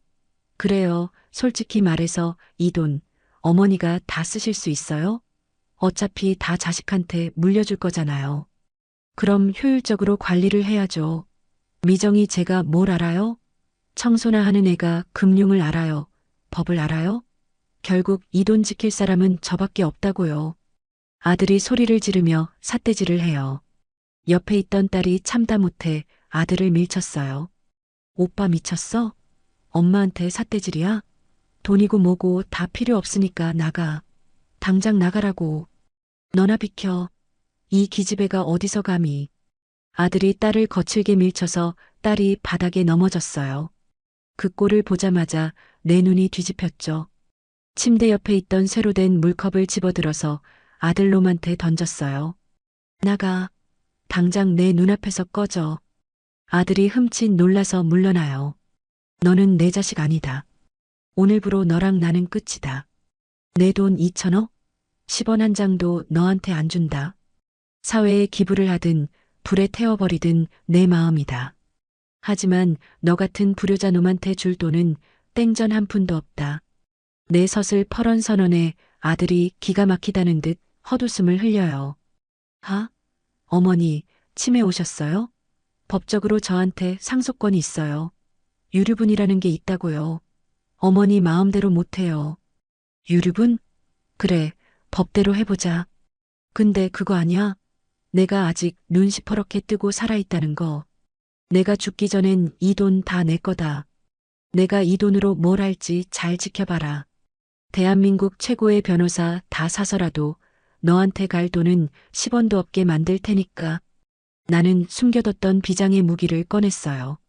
베개 밑에 넣어뒀던 핸드폰. 녹음 중이었거든요. 그리고 이거 들리냐? 네가 방금 짓거린 소리 싹 다 녹음했다. 노인네가 유세 떤다고? 폐륜 발언으로 검사 옷 벗고 싶지 않으면 당장 꺼져라. 아들이 사색이 됐어요. 검사라는 놈이 증거 남기는 실수를 했다는 걸 깨닫고 얼굴이 하얗게 질리더라고요. 주변의 간호사들이랑 다른 보호자들이 웅성거리며 모여들기 시작했어요. 저 사람 검사하냐? 페륜아네, 페륜아. 수군거리는 소리가 들려요. 아들은 쪽팔리고 분해서 어쩔 줄을 몰라 하더니 씩씩거리면서 꽃바구니를 발로 뻥 차고 나갔어요. 두고 보세요. 후회하실 겁니다. 나중에 저한테 빌지나 마세요. 쾅! 문이 닫히고 아들이 사라졌어요. 병실 안에는 부서진 꽃바구니와 뒹구는 고기 상자, 그리고 넘어진 딸만 남았죠. 나는 덜덜 떨리는 손으로 딸을 일으켜 세웠어요. 미정아, 괜찮냐? 다친 데 없어? 딸이 내 품에 안겨서 엉엉 울어요. 엄마, 엄마 진짜 멋있었어. 근데 너무 슬퍼. 오빠가 왜 저렇게 됐을까? 나도 딸을 안고 울었어요. 속이 시원할 줄 알았는데, 사이다처럼 뻥 뚫릴 줄 알았는데, 가슴 한구석이 칼로 도려낸 것처럼 아프더라고요. 자식 잘 되라고 평생을 바쳤는데, 결국 내가 키운 건 내 심장을 파먹는 괴물이었으니까요. 하지만 이제는 울고만 있을 때가 아니에요. 나한테는 2천억이라는 무기가 있고 지켜야 할 내 진짜 자식 미정이가 있으니까요. 그리고 세상에 보여줘야죠. 돈이 권력인 줄 아는 저 못난 아들놈한테 진짜 어른이 돈을 어떻게 쓰는지 보여줘야죠. 그때 내 머릿속에 기가 막힌 생각이 하나 스치고 지나갔어요. 이 2천억으로 우리 아들놈이 제일 무서워할 만한 일을 벌이는 거. 아들놈의 그 콧대를 아주 박살을 내버릴 복수. 다음 날 아침 나는 딸에게 말했어요. 미정아, 퇴원 수속 밟아라. 그리고 변호사 좀 알아봐라. 제일 비싸고 독한 놈으로. 변호사는 왜? 내 유언장 다시 쓸 거다. 그리고 쇼핑 좀 하러 가자. 쇼핑? 그래. 백화점 말고 고물상? 고물상은 왜? 그 고물상 내가 살 거다. 통째로. 자, 이제 내 긴 이야기의 끝을 맺을 때가 됐네요. 그 2천억 어떻게 했냐고요? 다들 그게 제일 궁금하시죠? 혹시나 마음 약해져서 아들놈한테 반 뚝 떼어준 거 아니냐? 아니면 딸내미랑 해외 가서 떵떵거리고 사냐? 결론부터 말하자면 나는 그 돈을 공중분해 시켜버렸어요. 아니, 정확히 말하면 거름으로 뿌려버렸죠. 돈이라는 게 똥이랑 똑같더라고요. 한 곳에 쌓아두면 악취가 진동하고 구더기가 끓지만 밭에다가 골고루 뿌리면 꽃을 피우고 열매를 맺게 하잖아요. 그래서 나는 내 인생에 굴러들어온 그 거대한 똥덩어리를 세상이라는 밭에 뿌리기로 했어요. 퇴원하고 나서 제일 먼저 찾아간 곳은 변호사 사무실이었어요. 딸 미정이가 알아본 아주 독종으로 소문난 변호사였죠. 변호사 양반, 내 유언장 공증부터 합시다. 회장님, 아직 정정하신데 벌써 유언장을요? 사람 일 모르는 거요. 그리고 내 재산 2천억 싹 다 재단 만들어서 기부할 거니까 그렇게 서류 꾸미쇼. 변호사가 눈이 휘둥그레지더라고요. 전부 다 말입니까? 자녀분들은요? 딸한테는 먹고 살 만큼 작은 상가 하나랑 집 한 채만 줄 거요. 그것도 딸이 거절하는 거 억지로 쥐어주는 거요. 하지만 아들놈, 그 검사 나부랭이한테는 10원짜리 하나도 돌아가지 않게 법적으로 아주 꼼꼼하게 막아주시오. 아드님이 유류분 청구 소송을 걸 수도 있습니다. 법적으로 보장된 상속분이 있어서요. 알고 있소. 그러니까 내가 지금 기부하는 거요. 내가 죽고 나서 주는 게 아니라 살아있을 때 내 손으로 싹 다 사회에 넘길 거요. 그리고 재단 정관에 딱 박아주시오. 폐륜 행위를 한 자에게는 어떠한 지원도 하지 않는다고. 내 아들이 소송 걸면 어머니가 기부한 돈 뺏으려는 파렴치한 검사라고 세상에 대서특필되게 만들어주시오. 그놈 체면 죽으면 같이 죽는 놈이니까 절대 소송 못 걸게. 그렇게 법적인 절차를 다 밟고 나서 나는 기자회견을 열었어요. 호텔 연회장이 아니라 내가 평생을 바쳐 일했던 그 시장통, 그리고 내가 땀 흘리며 리어카를 끌던 그 고물상 앞에서요. 카메라 플래시가 번쩍번쩍 터지는데 눈이 부시지도 않더라고요. 나는 마이크 앞에서 당당하게 말했어요. 저는 평생을 바닥에서 기며 살았습니다. 돈 100원이 아쉬워서 남이 버린 옷을 주워 입었고 자식들 입에 밥 들어가는 거 보려고 내 살을 깎아 먹였습니다. 하늘이 저에게 2천억이라는 큰 돈을 주셨을 때 처음에는 이게 보상인 줄 알았습니다. 하지만 아니었습니다. 이건 시험이었습니다. 이 돈을 쥐어줬을 때 누가 진짜 내 곁에 남는 사람인지 누가 진짜 사람인지 가려내라는 하늘의 시험이었습니다. 기자들이 숨을 죽이고 내 말을 받아 적었어요. 제 아들은 검사입니다. 하지만 돈이 없던 어미를 부끄러워했고 늙고 병든 어미를 차단했습니다. 그리고 돈이 생기자 짐승처럼 달려들었습니다. 그래서 저는 결심했습니다. 이 돈은 내 아들 같은 괴물을 키우는 먹이로 쓰지 않겠습니다. 대신 돈이 없어서 공부를 포기해야 했던 내 딸 같은 아이들, 자식에게 버림받고 갈 곳 없는 노인들을 위해 쓰겠습니다. 그날 저녁 뉴스에 내 얼굴이 도배가 됐어요. 폐지 줍던 할머니, 2천억 전 재산 기부 아들인 현직 검사에게는 한 푼도 안 줘. 충격적인 가정사. 반응은 폭발적이었어요. 사람들은 나를 기부 천사라고 불렀지만 아들에 대해서는 신상 털기가 시작됐죠. 인터넷에 아들 이름, 사진, 근무하는 검찰청까지 싹 다 퍼졌어요. 어머니를 차단한 폐륜 검사, 돈 냄새 맡고 병원 찾아가 행패 부린 아들. 댓글들이 아주 무시무시하더라고요. 아들은 어떻게 됐냐고요? 기자회견 끝나고 며칠 뒤에 집으로 찾아왔어요. 아니, 정확히 말하면 대문 밖에서 울고불고 난리를 쳤죠. 어머니, 엄마, 문 좀 열어줘요. 내가 잘못했어. 기자들한테 그거 아니라고 해명 좀 해줘요.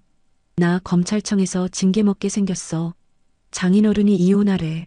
나 다 끝났다고. 철문 밖에서 쾅쾅거리며 소리를 지르는데 목소리가 아주 처절하더라고요. 처가 댁에서도 쫓겨난 모양이에요. 명예를 중시하는 법조계 집안에서 폐륜나 사위를 두고 싶겠어요? 게다가 2천억이라는 돈줄도 끊어졌으니 팽당하는 건 시간 문제였겠죠. 나는 마당에 서서 그 소리를 듣고 있었어요. 딸 미정이가 불안한 눈으로 나를 쳐다봐요. 엄마, 오빠 저러다 죽겠어. 한 번만 나가볼까? 나는 딸의 손을 잡고 고개를 저었어요. 아니, 내버려둬라. 스스로 지은 죄, 스스로 받는 거다. 지금 문을 열어주면 그게 진짜 그놈을 죽이는 거다. 평생 반성이라는 걸 모르고 살 테니까. 나는 대문 인터폰을 켰어요. 돌아가라. 나는 너 같은 아들 둔 적 없다. 네가 잃어버린 건 돈 2천억이 아니다. 너를 위해서라면 심장이라도 꺼내줄 수 있었던 이 어미의 마음을 잃어버린 거다. 그게 돈보다 훨씬 비싼 거라는 걸. 너는 죽을 때까지 모를 거다. 엄마, 엄마, 제발. 아들의 절규가 멀어질 때까지 나는 뒤도 돌아보지 않았어요. 가슴이 찢어지는 것 같았지만 썩은 살을 도려내야 새 살이 돋는 법이니까요. 그게 내가 해줄 수 있는 마지막 자식 교육이었어요. 그 후로 나는 약속대로 고물상을 샀어요. 내가 매일 박스를 주워다 팔던 그 냄새나고 지저분했던 고물상. 거기를 싹 밀어버리고 3층짜리 건물을 올렸어요. 이름은 엄마의 밥상. 1층은 무료 급식소예요. 돈 없는 노인들, 결식아동들 누구든지 와서 따뜻한 밥 한 끼 먹고 가라고. 내가 평생 배고파 봐서 아는데 배고픈 서러움이 제일 크거든요. 2층은 독거노인 쉼터, 3층은 공부방을 만들었어요. 그리고 우리 딸 미정이. 내가 기부하고 남은 돈으로 작은 건물 하나 사서 1층에 카페를 차려줬어요. 딸은 엄마 나 이거 받을 자격 없어 하고 손사래를 쳤지만 내가 억지로 떠안겼어요. 아니야. 이건 네 오빠 뒷바라지하느라 희생한 네 청춘에 대한 보상이다. 그리고 네가 내 옆을 지켜준 그 따뜻한 마음에 대한 월급이다. 받아라. 지금 나는 그 건물 꼭대기층 딸이랑 같이 살아요. 아침에 일어나면 1층 급식소로 출근해서 쌀 씻고 배추 다듬어요. 남들은 회장님 편하게 쉬시지 왜 일을 하세요? 하는데 나는 이 일이 제일 좋아요. 내 손으로 지은 밥을 사람들이 맛있게 먹는 걸 보면 2천억 통장 볼 때보다 배가 더 부르거든요. 어제 저녁이었어요. 일을 마치고 집에 올라왔는데 딸이 된장찌개를 보글보글 끓여놨더라고요. 식탁에 마주 앉아서 밥을 먹는데 딸이 대뜸 물어봐요. 엄마, 후회 안 해? 뭐가? 그 돈, 다 줘버린 거. 아깝지 않아? 솔직히 나 같으면 조금 아까웠을 것 같아. 내가 숟가락을 내려놓고 딸을 쳐다보며 웃었어요. 미정아, 엄마는 이제야 진짜 부자가 된 기분이다. 응? 돈 다 없어졌는데 무슨 부자야? 돈은 있다가도 없고 없다가도 있는 거다. 근데 말이다. 돈을 꽉 쥐고 있을 때는 손이 묶여서 아무것도 잡을 수가 없었어. 자식 손도 못 잡고 행복도 못 잡았지. 근데 그 돈을 다 놓아버리니까 이렇게 빈손이 되니까. 이제야 네 손을 잡을 수 있잖니. 내가 딸의 손을 꼭 잡았어요. 거칠지만 따뜻한 우리 딸의 손. 이 손의 온기가 2천억보다 훨씬 더 뜨거워요. 엄마는 이 손 하나면 된다. 세상 사람들이 나보고 2천억 기부한 대단한 사람이라고 치켜세우지만 나한테 제일 대단한 건 2천억 앞에서도 변하지 않고 내 발 씻겨주던 너다. 너 같은 딸을 둔 내가 이건희 회장보다 더 부자 아니겠냐? 딸이 눈시울을 붉히더니 엄마도 참 하고 웃어요. 창밖으로 노을이 지는데 세상이 온통 황금빛으로 물들더라고요. 진짜 황금은 은행 금고에 있는 게 아니라 저기 저 하늘에 그리고 우리 밥상 위에 있었어요. 여러분, 이야기를 마치면서 하나만 물어볼게요. 혹시 지금 통장 잔고가 부족해서 불행하다고 생각하세요? 자식이 성공하지 못해서 남들보다 뒤처진 것 같아서 속상하세요? 너무 그러지 마세요. 돈, 그거 별거 아닙디다. 있으면 편하기야 하겠지만 그게 행복까지 보장해주지는 않아요. 오히려 돈 때문에 귀한 인연 잃고 가족 등지는 사람 천지백가리입니다. 내가 살아보니까요. 마지막 순간에 남는 건 통장에 찍힌 숫자가 아니더라고요. 내가 아플 때 물 한 잔 떠다주는 손길. 내가 외로울 때 엄마하고 불러주는 목소리. 그 따뜻한 온기 하나가 인생의 전부더라고요. 우리 아들놈은 그걸 너무 늦게 깨달아서 지금쯤 피눈물을 흘리고 있겠지만 여러분은 잊지 마세요. 가장 소중한 보물은 이미 여러분 곁에 아주 가까이에 있다는 거요. 오늘 저녁엔 자식들한테 혹은 부모님한테 전화 한 통 해보세요. 밥 먹었냐 사랑한다.